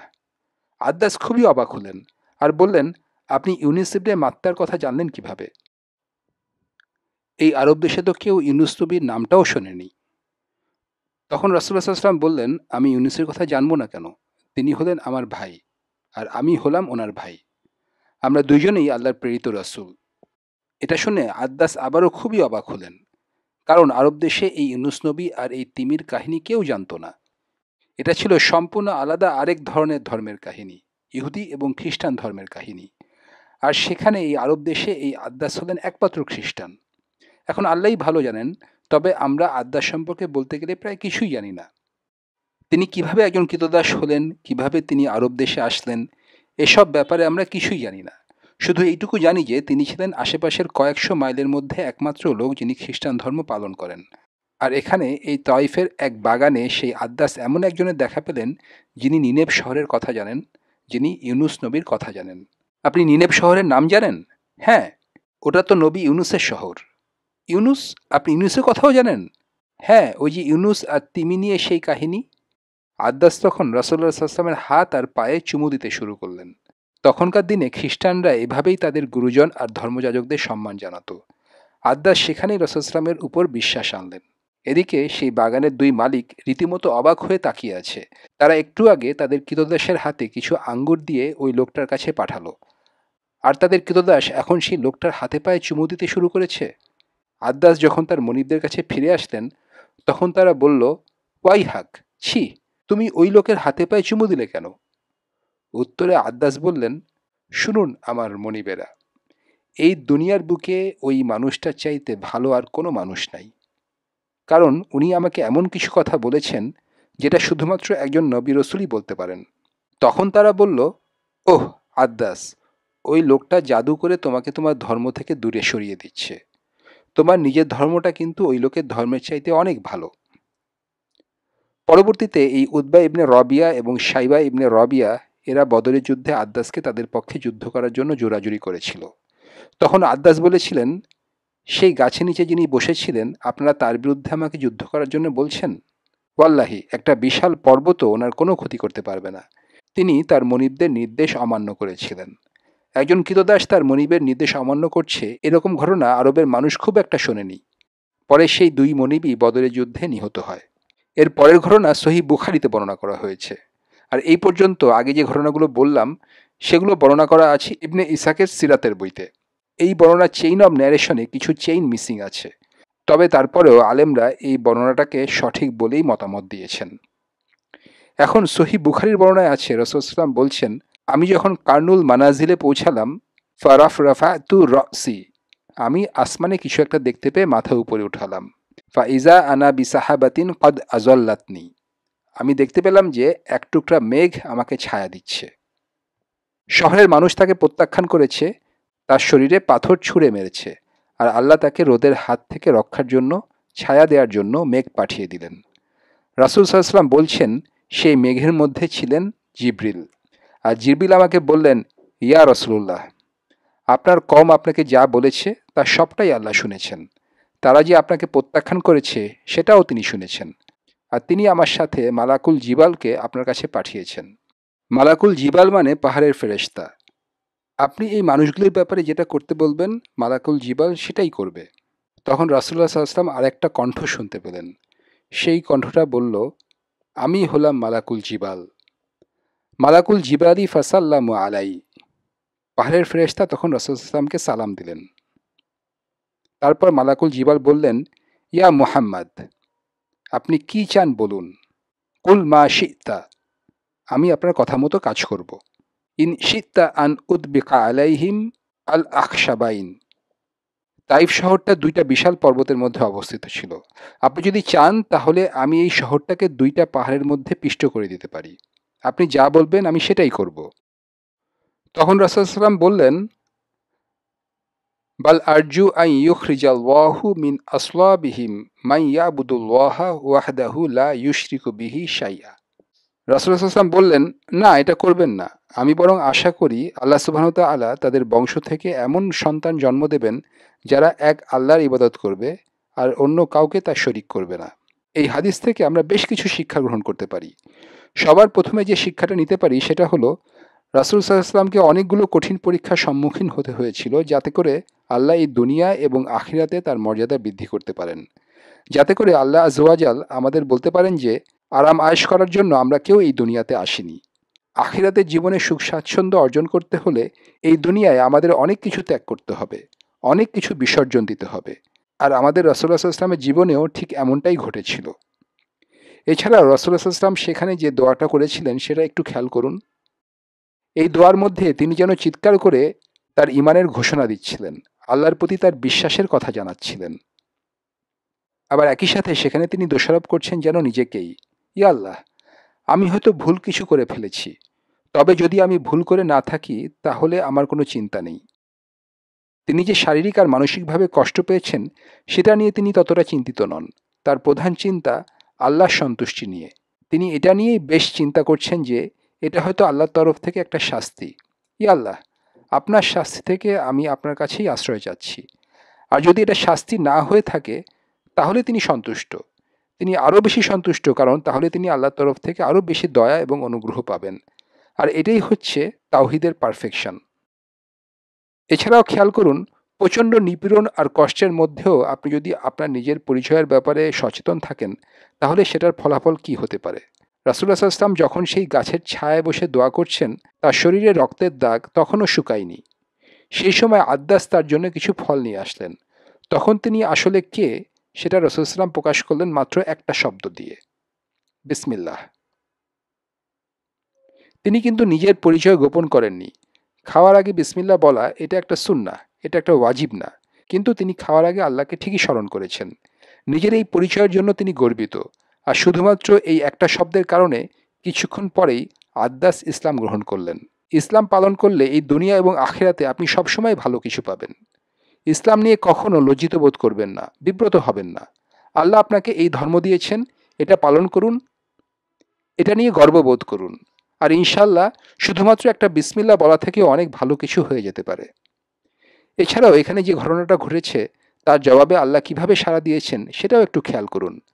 আল্লাহ সেখানে রাসূল সাল্লাল্লাহু আলাইহি ওয়াসাল্লামের কাছে এমন একজন লোককে পাঠালেন যিনি এসেছেন সুদূর ইরাক থেকে। সেই সময়ের প্রেক্ষাপটে আরব দেশের মানুষের কাছে ইরাক হচ্ছে অনেক দূরের একটা জায়গা। এটার মধ্যে আপনারা একটা সিম্বলিজম দেখতে পাবেন, একটা প্রতীকী ব্যাপার দেখতে পারবেন। আল্লাহ যেন রাসূল সাল্লাল্লাহু আলাইহি ওয়াসাল্লামকে বলছেন, ইয়া রাসূলুল্লাহ, যদিও আপনার নিজের লোকজন আর আপনার কাছাকাছি যারা আছে মক্কা এবং তাইফের লোকজন তারা আপনাকে প্রত্যাখ্যান করেছে, তারপরেও জেনে রাখুন ইয়া রাসূলুল্লাহ, আপনি সত্যের পথে রয়েছেন। আর এই আরব থেকে অনেক দূর দেশের মানুষ, সেরকম মানুষও আপনার সত্যকে চিনতে পারবে, স্বীকার করে নেবে।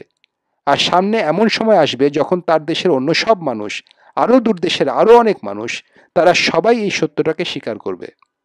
যদিও আপনার কাছের মানুষরা আপনাকে প্রত্যাখ্যান করেছে, তারপরেও দূরের মানুষটা খুব শিগগিরই আপনাকে স্বীকার করে নেবে।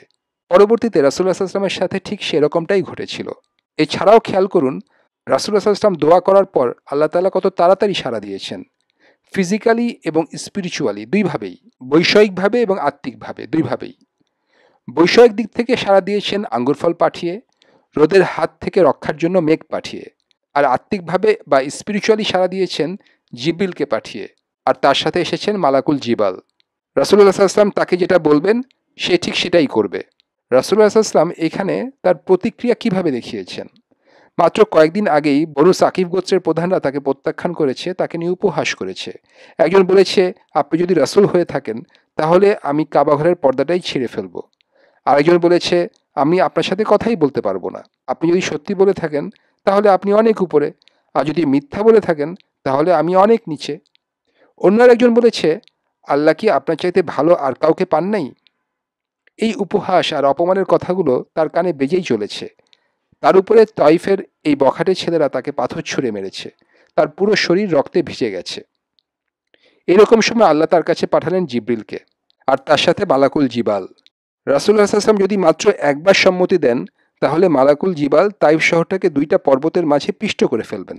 আল্লাহ যে রাসূল সাল্লাল্লাহু আলাইহি ওয়াসাল্লামের আদেশ পালন করার জন্য ফেরেশতা পাঠিয়েছিলেন সেটা অবশ্যই একটা মিরাকল। একটা আশ্চর্যজনক ঘটনা। তবে এর চাইতেও আরো বড় আশ্চর্যজনক ঘটনা হলো রাসূল সাল্লাল্লাহু আলাইহি ওয়াসাল্লামের দয়া। এত অপমান, এত নিপীড়ন সহ্য করার পরেও তিনি বললেন, না, এটা করবেন না। তয়েফের অধিবাসীদের তিনি রক্ষা করেছেন। হয়তো এদের পরে আরেকটা জেনারেশন, আরেকটা প্রজন্ম আসবে যারা আল্লাহর ইবাদত করবে। যার মনে এতটাই দয়া, এতটাই মমতা, তিনি যদি রহমাতুল্লিল আলামিন না হন, বিশ্ব জগতের প্রতি রহমত না হন, তাহলে আর কে হবেন? তার সম্পর্কেই তো আল্লাহ বলেছেন, ওয়া ইন্নাকা লা আলা খুলুকিল আযীম, নিশ্চয়ই আপনি মহান চরিত্রের অধিকারী। আপনারা একবার চিন্তা করে দেখুন, আপনার বা আমার সাথে কেউ যদি একটু অপমান করে, একটু উপহাস করে কোনো কথা বলতো, আমরা তার সাথে কথাই বলতাম না, তার দিকে ঘুরেও তাকাতাম না, তাকে সালাম দিতাম না। এই অপমানের কথা মনে রাখতাম অনেক দিন। আর আমাদের রাসূলুল্লাহ সাল্লাল্লাহু আলাইহি ওয়াসাল্লাম এতটাই অপমানিত হয়েছেন, উপহাসের পাত্র হয়েছেন, এতটাই নির্যাতিত হয়েছেন, তারপরেও তিনি তাদের দয়া দেখিয়েছেন, মমতা দেখিয়েছেন। তিনি হয়েছেন রহমাতুল্লিল আলামিন, আর তাদের জন্য দোয়া করেছেন যে একদিন এই শহরটা হবে একটা মুসলিম শহর। আর এই ঘটনার মাত্র 11 বছর পরেই, মানে মক্কা বিজয়ের কিছুদিন পরেই হুনাইনের যুদ্ধে মুসলিমরা জয়লাভ করে। সেই যুদ্ধের সূত্র ধরেই রাসূলুল্লাহ সাল্লাল্লাহু আলাইহি ওয়াসাল্লামের নেতৃত্বে মুসলিমরা তয়েফ অবরোধ করেন, আর কিছুদিন পরেই তয়েফ জয় করেন। রাসূলুল্লাহ সাল্লাল্লাহু আলাইহি ওয়াসাল্লাম প্রথমবার তয়েফে আসার সময় যারা সেখানকার অধিবাসী ছিল, পরবর্তীতে তাইফ বিজয়ের সময় তাদের অনেকেই জীবিত ছিল, আর তাদের মধ্যে অনেকেই ইসলাম গ্রহণ করেছিলেন। বর্তমানে তাইফ শহরটা হচ্ছে একটা ট্যুরিস্ট রিসোর্ট, পর্যটকদের শহর। এখন সেখানে অনেক সুন্দর সুন্দর হোটেল আছে, অনেক দর্শনীয় জায়গা আছে। আপনারা যারা তাইফে গেছেন তারা জানেন এটা খুবই সুন্দর একটা শহর। সেই সময় রাসূল সাল্লাল্লাহু আলাইহি ওয়াসাল্লাম যদি চাইতেন তাহলে এই শহরটার কোনো অস্তিত্বই থাকতো না, কিন্তু তিনি সেটা চাননি। আর সুবহানাল্লাহ, যেখানে রাসূল সাল্লাল্লাহু আলাইহি ওয়াসাল্লামকে পাথর ছুঁড়ে মারা হয়েছিল, সেখানেই এখন হয়েছে একটা মসজিদ, যেখানে আল্লাহ সুবহানাহু ওয়া তাআলার ইবাদত করা হয়। এজন্যই তো তাকে বলা হয় রহমাতুল্লিল আলামিন। এভাবেই রাসূলুল্লাহ সাল্লাল্লাহু আলাইহি ওয়াসাল্লামের দোয়া আল্লাহ কবুল করে নিয়েছেন। তাদের সন্তানেরা এখন আল্লাহর ইবাদত করছে। পুরো শহরে রয়েছে অনেকগুলো মসজিদ। যেখানে রাসূলুল্লাহ সাল্লাল্লাহু আলাইহি ওয়াসাল্লাম পাথরের আঘাতে রক্তাক্ত হয়েছেন, সেখানেও রয়েছে মসজিদ। আর সব মসজিদেই আল্লাহর ইবাদত করা হয় দিনে 5 বার। আপনারা আরও দেখবেন এই ঘটনার পরে রাসূলুল্লাহ সাল্লাল্লাহু আলাইহি ওয়াসাল্লামের তাৎক্ষণিক প্রতিক্রিয়া ছিল যে তিনি একটা শকের মধ্যে চলে গিয়েছিলেন, একটা ট্রমার মধ্যে চলে গিয়েছিলেন। তিনি তার নিজের ভেতরেই ছিলেন না। তারপরে তিনি যখন কার্নুস সাআলিবে পৌঁছালেন, তখন তিনি তার চিন্তা চেতনা ফিরে পেলেন। এই জায়গাটা তয়েফের বেশ কয়েক মাইল দূরে। তাহলে আপনারা বুঝতে পারছেন যে যদি আমাদের সাথে অপ্রীতিকর কোনো ঘটনা ঘটে, ট্রমাটিক কোনো কিছু ঘটে, তাহলে আমাদের চিন্তা চেতনা লোপ পেতে পারে, আমরা একটা শকের মধ্যে চলে যেতে পারি। এটা খুবই স্বাভাবিক। তবে আমরা সারা জীবন ধরে সেই শকের মধ্যে কিন্তু থাকবো না। আমরা সেই শক কাটিয়ে উঠব, সামনের দিকে এগিয়ে যাব। আর তখন আমরা চিন্তা করব যুক্তি দিয়ে, আবেগ দিয়ে চিন্তা করব না। রাসূল সাল্লাল্লাহু আলাইহি ওয়াসাল্লাম সে সময় আবেগ দিয়ে কোনো সিদ্ধান্ত নেননি, তিনি ভবিষ্যতের কথা চিন্তা করেছিলেন। এই ঘটনাটা আমাদের জন্য একটা শিক্ষা হতে পারে। আমরা আমাদের জ্ঞান আর বুদ্ধি কাজে লাগাতে পারি। যদি আমাদের জানার ব্যাপারে ঘাটতি থাকে, তাহলে আমরা তাদের কাছে যেতে পারি যারা এই ব্যাপারে জানে, আমরা আলেমদের কাছে যেতে পারি। কিন্তু তারপরেও কোনো সিদ্ধান্ত হুট করে নেওয়া ঠিক না, বরং ভবিষ্যতের কথা মাথায় রেখে সিদ্ধান্ত নেওয়া উচিত। আর আপনারা দেখবেন এই দুনিয়ায় প্রতিদিন এরকম অনেক ঘটনা ঘটে, যেগুলো দেখলে বা শুনলে আমাদের রক্ত গরম হয়ে যায়। হতে পারে সেটা জাতীয় কোনো খবর, ন্যাশনাল নিউজ, হতে পারে ফরেন পলিসি, বা হতে পারে অন্য কিছু।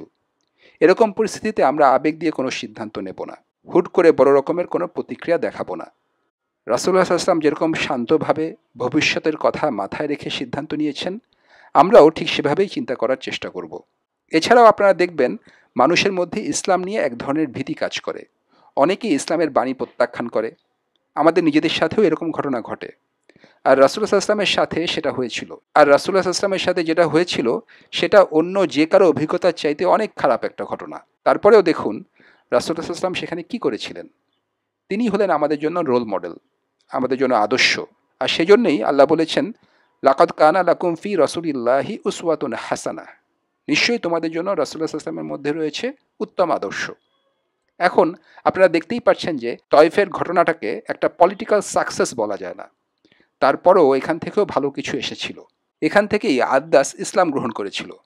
আর রাসূলুল্লাহ সাল্লাল্লাহু আলাইহি ওয়াসাল্লাম বলেছেন, যদি তোমার দ্বারা মাত্র একজন লোকও হিদায়াত লাভ করে, তাহলে সেটা অনেকগুলো উটের চাইতে উত্তম। আর শুধুমাত্র আদ্দাস নয়, আরও অনেকেই কিন্তু ইসলাম গ্রহণ করেছিল। মক্কায় ফিরে আসার পথে রাসূল ইসলাম রাতে মক্কার কাছেই ওয়াদি নাখলা বা নাখলার উপত্যকা নামে কিছু গাছপালায় ঘেরা একটা জায়গায় ক্যাম্প করেছিলেন। জায়গাটা এখনও সেই রকমই আছে। তারপরে রাসূলুল্লাহ সাল্লাল্লাহু আলাইহি ওয়াসাল্লাম সেখানে তাহাজ্জুদের সালাত আদায় করতে শুরু করলেন। রাসূল সাল্লাল্লাহু আলাইহি ওয়াসাল্লাম তখনও গোসল করেননি, তার শরীরের ক্ষতগুলো তখনও শুকায়নি, তিনি তখনও বাসায় ফেরেননি। 10 দিন ধরে তিনি বাসার বাইরে। ইবনে ইসহাক বলছেন, তয়েফে যাওয়া এবং মক্কায় ফিরে আসা এই পুরো সময়টা ছিল 10 দিন। তারপরেও তিনি একটা দিনের জন্য তাহাজ্জুদের সালাত আদায় করা বাদ দেননি। সুবহানাল্লাহ, এত কিছু ঘটে যাওয়ার পরেও তিনি আল্লাহর সাথে তার সম্পর্কের কথা ভুলে যাননি। মরুভূমির ঠান্ডা রাত, সেখানে আর কেউ নেই, তার শরীরের ক্ষত থেকে রক্ত তখনও শুকোয়নি। তারপরেও রাসূলুল্লাহ সাল্লাল্লাহু আলাইহি ওয়াসাল্লাম কখনোই তাহাজ্জুদের সালাত মিস করেননি। তিনি যতই কষ্টের মধ্যে থাকুন, রক্তাক্ত অবস্থায় থাকুন, আহত অবস্থায় থাকুন না কেন, রাতের মরুভূমির ঠান্ডা শরীরে কাঁপন ধরাক না কেন, তারপরেও তিনি কখনোই তাহাজ্জুদের সালাত মিস করেননি। এদিকে আমাদের অবস্থা দেখুন, আমরা এত আরাম আয়েশের মধ্যে থাকি, তারপরেও প্রতিদিনের 5 ওয়াক্ত ফরজ সালাত আদায় করতেই আমরা হিমশিম খাই। এখন রাসূলুল্লাহ সাল্লাল্লাহু আলাইহি ওয়াসাল্লাম তাহাজ্জুদের সালাত আদায় করতে গিয়ে কুরআন তেলাওয়াত করছেন, আর তখন কি হয়েছিল সেটা আল্লাহ সুবহানাহু ওয়া তাআলা আমাদেরকে বলেছেন। তিনি যদি আমাদেরকে না বলতেন তাহলে আমরা কিছুই জানতে পারতাম না, কারণ সেখানে যেটা হয়েছিল সেটা ছিল আরেকটা মিরাকল। সেটা এমন একটা মিরাকল যেটা মানুষ চোখে দেখতে পায় না, শুধু আল্লাহ তাআলাই সেটা বলতে পারেন। আর আল্লাহ সুবহানাহু ওয়া তাআলা বলছেন সূরা আহকাফে, ইস সরাফনা ইলাইকা নাফরাম মিনাল জিন্নি ইয়াস্তামিউনাল কুরআন। স্মরণ করুন, যখন জিনদের একটি দলকে আমি আপনার দিকে ফিরিয়ে দিয়েছিলাম, যারা মনোযোগ দিয়ে কুরআন পাঠ শুনছিল। আল্লাহ এখানে বলছেন যে জিনদের দলটি হঠাৎ করে এই পথে আসেনি, আমার একটা পরিকল্পনা ছিল, আমি তাদেরকে সেই পথে পাঠিয়েছিলাম। তার মানে আল্লাহ জানতেন তারা কোন দিকে যাচ্ছে, আর আল্লাহই তাদেরকে এরকম পথে নিয়ে আসলেন যেখানে সেই গভীর রাতে রাসূল সাল্লাল্লাহু আলাইহি ওয়াসাল্লাম তাহাজ্জুদের সালাত আদায় করছেন। ইস সরাফনা ইলাইকা নাফরাম মিনাল জিন্নি ইয়াস্তামিউনাল কুরআন ফালাম্মা হাদারুহু ক্বালু আনসিতু ফালাম্মা কুদিয়া ওয়াল্লাউ ইলা কওমিহিম মুনজিরিন। যখন তারা কাছে আসলো এবং কুরআন পাঠ শুনলো, তখন তারা বলল, চুপ করো এবং শোনো। মানুষের দুনিয়া হয়তো তাকে প্রত্যাখ্যান করেছে, তবে জিনদের দুনিয়া মনোযোগ দিয়ে তার কুরআন পাঠ শুনছে। তয়েফের লোকজন তাকে উপহাস করেছে, আর জিনদের দল কুরআন পাঠ শুনে নিজেদের মধ্যেই বলল, চুপ করো আর শোনো। ক্বালু আনসিতু ফালাম্মা কুদিয়া ওয়াল্লাউ ইলা কওমিহিম মুনজিরিন। একসময় রাসূল সাল্লাল্লাহু আলাইহি ওয়াসাল্লামের তাহাজ্জুদ সালাত শেষ হলো, তার মানে তারা পুরো সময়টা ধরে কুরআন পাঠ শুনেছে। আর আমরা জানি রাসূল সাল্লাল্লাহু আলাইহি ওয়াসাল্লামের তাহাজ্জুদ সালাত আমাদের তাহাজ্জুদের মতো নয়, তিনি কম করে হলেও 2-3 ঘন্টা ধরে সালাত আদায় করতেন।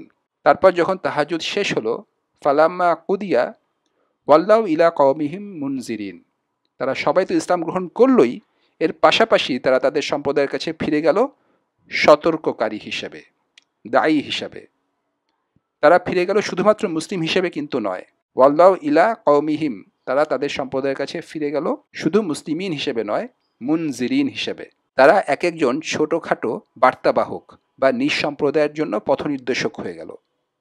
তারপর তারা যখন নিজ সম্প্রদায়ের কাছে ফিরে গেল, তখন তারা বলল, ক্বালু ইয়া কওমানা ইন্না সামি'না কিতাবান উনজিলা মিন বা'দি মূসা মুসাদ্দিকান লিমা বাইনা ইয়াদাইহি ইয়াহদি ইলাল হাক্কি ওয়া ইলা তরিকিম মুস্তাকিম।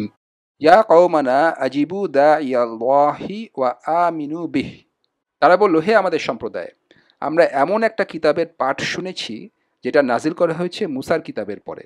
এই কিতাব সবাইকে সত্য ও সরল পথের দিকে পরিচালনা করে। হে আমাদের সম্প্রদায়, আল্লাহর দিকে আহ্বানকারীদের প্রতি সাড়া দাও এবং তার উপরে বিশ্বাস স্থাপন করো। এখন এই কথা থেকে আমরা বুঝতে পারি যে এই জিনের দল ছিল ইহুদি জিন। তারা মুসা নবী এবং তাওরাতের উপর বিশ্বাস করত। আর আমরা জানি যে জিনেরা মানুষদের মতোই ধর্ম পালন করে। জিনদের মধ্যেও ইহুদি আছে, হিন্দু আছে, খ্রিস্টান আছে, বৌদ্ধ আছে, মুসলিমও আছে। তাহলে এই জিনেরা ছিল ইহুদি জিন। যখন তারা কোরআন পাঠ শুনল, তখন তারা বুঝতে পারল যে এই কিতাব তার কাছ থেকে এসেছে যিনি একসময় তাওরাত পাঠিয়েছিলেন। সেজন্য তারা ইসলাম গ্রহণ করলো আর নিজ সম্প্রদায়ের কাছে গিয়ে ইসলাম প্রচার করলো। এই ঘটনার মধ্যেও আল্লাহর তরফ থেকে একটা সিম্বলিজম রয়েছে, একটা প্রতীকী ব্যাপার আছে। এখানে আল্লাহ যেন বলছেন, ইয়া রাসূলুল্লাহ, আপনি হয়তো এখন মনে করছেন যে মানুষ জাতি আপনাকে প্রত্যাখ্যান করেছে, তবে মানুষের বাইরে যেই দুনিয়া আছে সেই জিনের দুনিয়া আপনাকে গ্রহণ করেছে। মক্কা আর তয়েফের মানুষ হয়তো আপনাকে প্রত্যাখ্যান করেছে, কিন্তু এখান থেকে অনেক দূরের দেশ, সুদূর ইরাক দেশের মানুষ জানে যে আপনি সত্যের পথে রয়েছেন। আদ্দাস এবং জিনদের ইসলাম গ্রহণটা হঠাৎ করে কিন্তু ঘটেনি, এটার মধ্যে একটা প্রতীকী ব্যাপার রয়েছে। কাছের মানুষরা প্রত্যাখ্যান করলেও অনেক দূর দেশের মানুষ আর মানুষের দুনিয়ার বাইরে যারা আছে সেই জিনের দুনিয়া ইসলাম গ্রহণ করলো। আর এরাই হচ্ছে ইসলাম গ্রহণ করা প্রথম জিনের দল। এই জিনেরাই তাদের সম্প্রদায়ের কাছে গিয়ে ইসলাম প্রচার করেছে। তখন অন্য জিনরাও ইসলাম গ্রহণ করেছে। এরপর রাসূলুল্লাহ সাল্লাল্লাহু আলাইহি ওয়াসাল্লাম যখন মক্কায় ছিলেন, এই জিনেরা সেখানে এসে তার সাথে দেখা করে। ইসলামের ব্যাপারে তারা রাসূল সাল্লাল্লাহু আলাইহি ওয়াসাল্লামের কাছ থেকে শিক্ষা গ্রহণ করে। এই প্রসঙ্গে আমরা জানতে পারি রাসূল সাল্লাল্লাহু আলাইহি ওয়াসাল্লামের সাহাবী আব্দুল্লাহ ইবনে মাসউদ রাদিয়াল্লাহু আনহু এর কাছ থেকে। এই ঘটনাটা নিয়ে দুইটা বর্ণনা আছে। প্রথম বর্ণনাটা আছে সহিহ মুসলিমে। ইবনে মাসুদের ছাত্র আলকামা ইবনে কায়েস তাকে জিজ্ঞাসা করেছিলেন, লাইলাতুল জিনের ঘটনার সময় আপনাদের মধ্যে কেউ কি রাসূল সাল্লাল্লাহু আলাইহি ওয়াসাল্লামের সাথে ছিলেন? মক্কায় রাসূল সাল্লাল্লাহু আলাইহি ওয়াসাল্লামের সাথে জিনদের সাক্ষাতে সেই ঘটনাটাকে বলা হয় লাইলাতুল জিন, জিনদের রাত।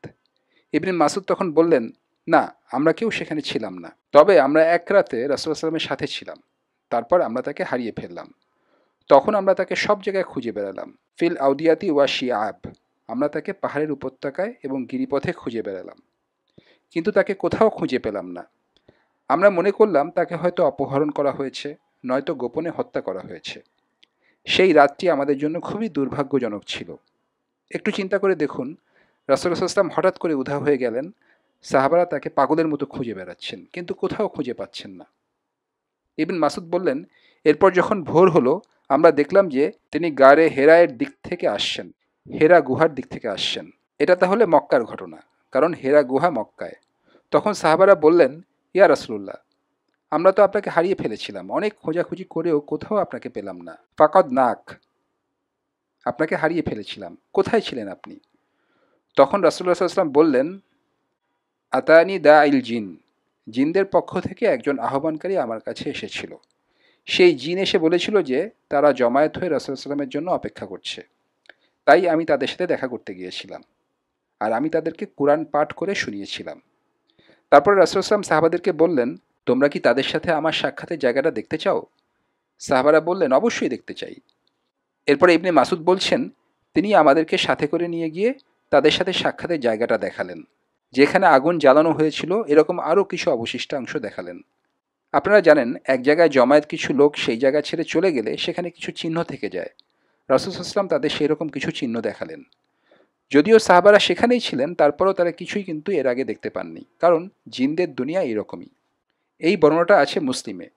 আর একটা বর্ণনা আছে মুস্তাদরাক আল হাকিমে, সেটা এই বর্ণনার চাইতে একটু আলাদা। হতে পারে এই দুইটা বর্ণনা আসলে একটা ঘটনার উপরেই, আবার এরকমও হতে পারে যে এই দুইটা আসলে আলাদা দুইটা ঘটনা। এ ব্যাপারে আল্লাহই ভালো জানেন। এখানে আব্দুল্লাহ ইবনে মাসুদ রাদিয়াল্লাহু আনহু বলছেন যে মক্কায় থাকাকালীন সময়ে রাসূলুল্লাহ সাল্লাল্লাহু আলাইহি ওয়াসাল্লাম একবার সাহাবীদেরকে বললেন, আমরুল জিন, অর্থাৎ জিনদের ব্যাপারে কেউ কি উপস্থিত থাকতে চাও? তাহলে আমার সাথে আসতে পারো। ইবনে মাসুদ বলছেন, একমাত্র আমি তখন রাসূল সাল্লাল্লাহু আলাইহি ওয়াসাল্লামের সাথে গেলাম। তারপর আমরা মক্কার বাইরে একটা উপত্যকা পর্যন্ত আসলাম। তখন রাসূল সাল্লাল্লাহু আলাইহি ওয়াসাল্লাম বালির মধ্যে একটা রেখা টানলেন আর ইবনে মাসুদকে বললেন, এখানে বসে থাকো, এই দাগ অতিক্রম করবে না, আর আমি ফিরে না আসা পর্যন্ত এই জায়গা থেকে নড়বে না। রাসূল সাল্লাল্লাহু আলাইহি ওয়াসাল্লাম সেখান থেকে এগিয়ে গেলেন আর কোরআন পাঠ করতে লাগলেন। ইবনে মাসুদ বলছেন, তখন রাসূলুল্লাহ সাল্লাল্লাহু আলাইহি ওয়াসাল্লামের চারপাশে একটা কালো মেঘ তৈরি হতে শুরু করলো। একটা সময়ে তিনি সেই কালো মেঘের ভেতরে উধাও হয়ে গেলেন। আমি তার গলার আওয়াজ শুনতে পাচ্ছিলাম, কিন্তু তাকে দেখতে পাচ্ছিলাম না। রাসূল সাল্লাল্লাহু আলাইহি ওয়াসাল্লামের চারপাশের কালো মেঘের সেই ঘূর্ণিটা তখন তাকে নিয়ে অদৃশ্য হয়ে গেল। আমার থেকে একটু দূরে আরেকটা কালো মেঘ দেখা যাচ্ছিল। তবে রাসূলুল্লাহ সাল্লাল্লাহু আলাইহি ওয়াসাল্লাম যেই কালো মেঘের মধ্যে ছিলেন সেটা অদৃশ্য হয়ে গেল। তার মানে একদল জিন সেখানে উপস্থিত ছিল, আরেক দল জিন রাসূল সাল্লাল্লাহু আলাইহি ওয়াসাল্লামকে নিয়ে অন্য কোথাও চলে গিয়েছিল। এরপরে ইবনে মাসুদ বলছেন, আমি ফজর পর্যন্ত সেখানে অপেক্ষা করলাম। তারপরে দেখলাম যে রাসূল সাল্লাল্লাহু আলাইহি ওয়াসাল্লাম ফিরে আসছেন। তিনি ফিরে এসে বললেন, অন্য জিনের দলটি কোথায়? ইবনে মাসুদ তখন দূরের সেই কালো মেঘটা দেখিয়ে বললেন যে সেই দলটি ওইখানে। তখন রাসূলুল্লাহ সাল্লাল্লাহু আলাইহি ওয়াসাল্লাম তাদেরকে কিছু হাড় ও উটের বিষ্ঠা দিলেন আর বললেন, এই হাড়গুলি হলো তাদের খাবার, আর উটের বিষ্ঠা হলো তাদের পশুদের খাবার। এই অংশটার বর্ণনা সহিহ বুখারী এবং মুসলিমে আছে যে রাসূল ইসলামের কাছে জিনরা প্রশ্ন করেছে, আমরা আমাদের খাবার কোথা থেকে পাবো? তখন রাসূল সাল্লাল্লাহু আলাইহি ওয়াসাল্লাম বললেন যে আমার উম্মাহ আল্লাহর নাম নিয়ে যে মাংস খেয়ে তার হাড় ফেলে রাখবে, সেই হাড়গুলোই তোমাদের জন্য মাংস হয়ে যাবে। আমরা যখন কোনো মাংস খাই তখন আমরা তার আগে বিসমিল্লাহ বলি। যখন আমরা কোনো পশু কোরবানি দিই তখন বলি বিসমিল্লাহ। আমরা যে মাংস খাই তারপরে মাংস খাওয়ার পরে সেখানে পড়ে থাকে আরেক ধরনের মাংস, যেটা অন্য দুনিয়ার জন্য। সেটা আমাদের বোধশক্তির বাইরে। মুসলিম জিনরা সেই মাংস খেতে পারে। জিনেরা রাসূল সাল্লাল্লাহু আলাইহি ওয়াসাল্লামের কাছ থেকে তাদের খাবারের ব্যাপারে জিজ্ঞাসা করেছিল, কারণ শায়াতিন সেই ধরনের খাবার খায় যেটাতে আল্লাহর নাম নেওয়া হয় না। শায়াতিন সেই ধরনের মাংস খায়। তাহলে শায়াতিন আসলে হারাম মাংস খায়। তাই এই জিনরা প্রশ্ন করল যে, আমরা তো ইসলাম গ্রহণ করলাম, এখন আমাদের খাবার আসবে কোত্থেকে? তখন রাসূল সাল্লাল্লাহু আলাইহি ওয়াসাল্লাম বললেন, এখন থেকে কোনো মুসলিম যখন কোনো খাবার খাবে, তার অবশিষ্ট অংশ হবে তোমাদের খাবার। আর মুসলিমদের পালিত পশু যে বিষ্ঠা ত্যাগ করবে, সেটা তোমাদের পশুর খাবার হিসাবে রূপান্তরিত হবে। এখান থেকে আমরা বুঝতে পারছি যে জিনদেরও পশু থাকে। তাহলে পশুদের মধ্যেও জিন আছে। জিনদের বিভিন্ন কাজের জন্য আল্লাহ কিছু পশু সৃষ্টি করেছেন। সেই কাজগুলি আসলে কি, সেটা আল্লাহই ভালো জানেন। এখানে সিম্বলিজম বা প্রতীকী ব্যাপারটা হলো এরকম যে, মক্কা আর তাইফের লোকজন হয়তো রাসূল সাল্লাল্লাহু আলাইহি ওয়াসাল্লামকে প্রত্যাখ্যান করেছে, তবে অনেক দূর দেশের মানুষ আর জিনদের দুনিয়া তার সত্যকে গ্রহণ করেছে। এখানে আরও একটা সিম্বলিজম রয়েছে, সেটা হচ্ছে মক্কার লোকজন হয়তো কিছু মানুষকে ইসলাম গ্রহণে বাধা দিতে পেরেছে, তয়েফের লোকজনও কিছুটা বাধা দিতে পেরেছে, কিন্তু জিনদের দাওয়াতের ব্যাপারে রাসূল সাল্লাল্লাহু আলাইহি ওয়াসাল্লামকে বাধা দেবে কারা? এই জিনদের শেকলে বেঁধে অত্যাচার করবে কারা? জিনদের সাথে রাসূল সাল্লাল্লাহু আলাইহি ওয়াসাল্লামকে কথা বলতে বাধা দেবে কারা? তাই এখানে প্রতীকী ব্যাপারটা হলো, রাসূল সাল্লাল্লাহু আলাইহি ওয়াসাল্লামের সত্যের বাণীর যে ক্ষমতা, সেটাকে কোনো মানুষ বাধা দিয়ে আটকে রাখতে পারবে না।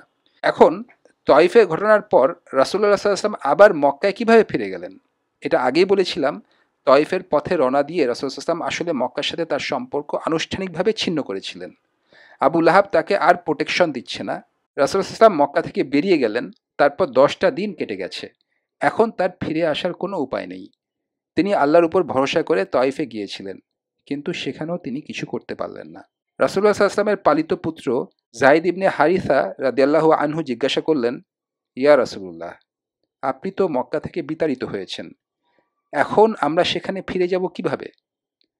রাসূলুল্লাহ সাল্লাল্লাহু আলাইহি ওয়াসাল্লাম বললেন, ইয়া যায়েদ, আল্লাহ সুবহানাহু ওয়া তাআলা আমাদের জন্য একটা উপায় বের করে দেবেন। আল্লাহ সুবহানাহু ওয়া তাআলা তার রাসূলকে সাহায্য করবেন এবং তার বাণীকে সর্বোচ্চ আসনে অধিষ্ঠিত করবেন। ইয়া যায়েদ, এখন কি হবে সেটা আমি জানি না, তবে একটা বিষয় আমি জানি, সেটা হলো যে আল্লাহ আমাদের পরিত্যাগ করবেন না। আমি জানি আল্লাহ আমাদের সাহায্য করবেন। আর সুবহানাল্লাহ, তখনকার পরিস্থিতিটা একটু খেয়াল করুন। তাইফে ফিরে যাওয়ার প্রশ্নই ওঠে না, মক্কায় ফিরে যাওয়ারও কোনো উপায় নেই। রাসূল সাল্লাল্লাহু আলাইহি ওয়াসাল্লাম তখন রয়েছেন মরুভূমির মাঝখানে, তারপরেও তিনি আল্লাহর উপর ভরসা করছেন। এটা হচ্ছে তার তাওয়াক্কুল। আমার পক্ষে যতখানি সম্ভব আমি সেটা করেছি, এখন পুরোটাই আল্লাহর হাতে। এরকম অবস্থায় রাসূলুল্লাহ সাল্লাল্লাহু আলাইহি ওয়াসাল্লাম কুরাইশদের মধ্যে 2-3 জনের কাছে দূত পাঠালেন, যাদেরকে তিনি তার নিজের প্রতি কিছুটা সহানুভূতিশীল বলে মনে করতেন তাদের কাছে। এদের মধ্যে প্রথমজন হলেন আল আখনাস ইবনে শুরাইক। কিন্তু আল আখনাস সেই দূতের কাছে উত্তর পাঠালেন যে, আমি এখন আপনাকে প্রোটেকশন দেবার মতো অবস্থায় নাই। রাসূলুল্লাহ সাল্লাল্লাহু আলাইহি ওয়াসাল্লামের অবস্থানটা তখন এরকম যে, আবু লাহাব তাকে পরিত্যাগ করেছে, বনু হাশিম গোত্র তাকে পরিত্যাগ করেছে। তার মানে রাসূল সাল্লাল্লাহু আলাইহি ওয়াসাল্লামের আর কোনো প্রোটেকশন নেই, কেউ তাকে প্রতিরক্ষা দিচ্ছে না, মক্কায় প্রবেশ করার ভিসা তার নাই। এই অবস্থায় কোনো একজনের কাছ থেকে তার প্রতিরক্ষা বা প্রোটেকশন নেওয়া লাগবে। বনু হাশিম তাকে ত্যাগ করেছে, তারপরেও কুরাইশদের আরও 15-20টা উপগোত্র আছে, তাদের মধ্যে কেউ হয়তো প্রোটেকশন দিতে রাজি হবে। অবশ্যই তিনি বনু মাকজুম গোত্রের কাছে প্রোটেকশন চাইবেন না, কারণ সেখানে আছে আবু জাহাল আর আল ওয়ালিদ ইবনে আল মুগীরা। এরা দুজনেই রাসূল সাল্লাল্লাহু আলাইহি ওয়াসাল্লামের প্রতি শত্রু ভাবাপন্ন।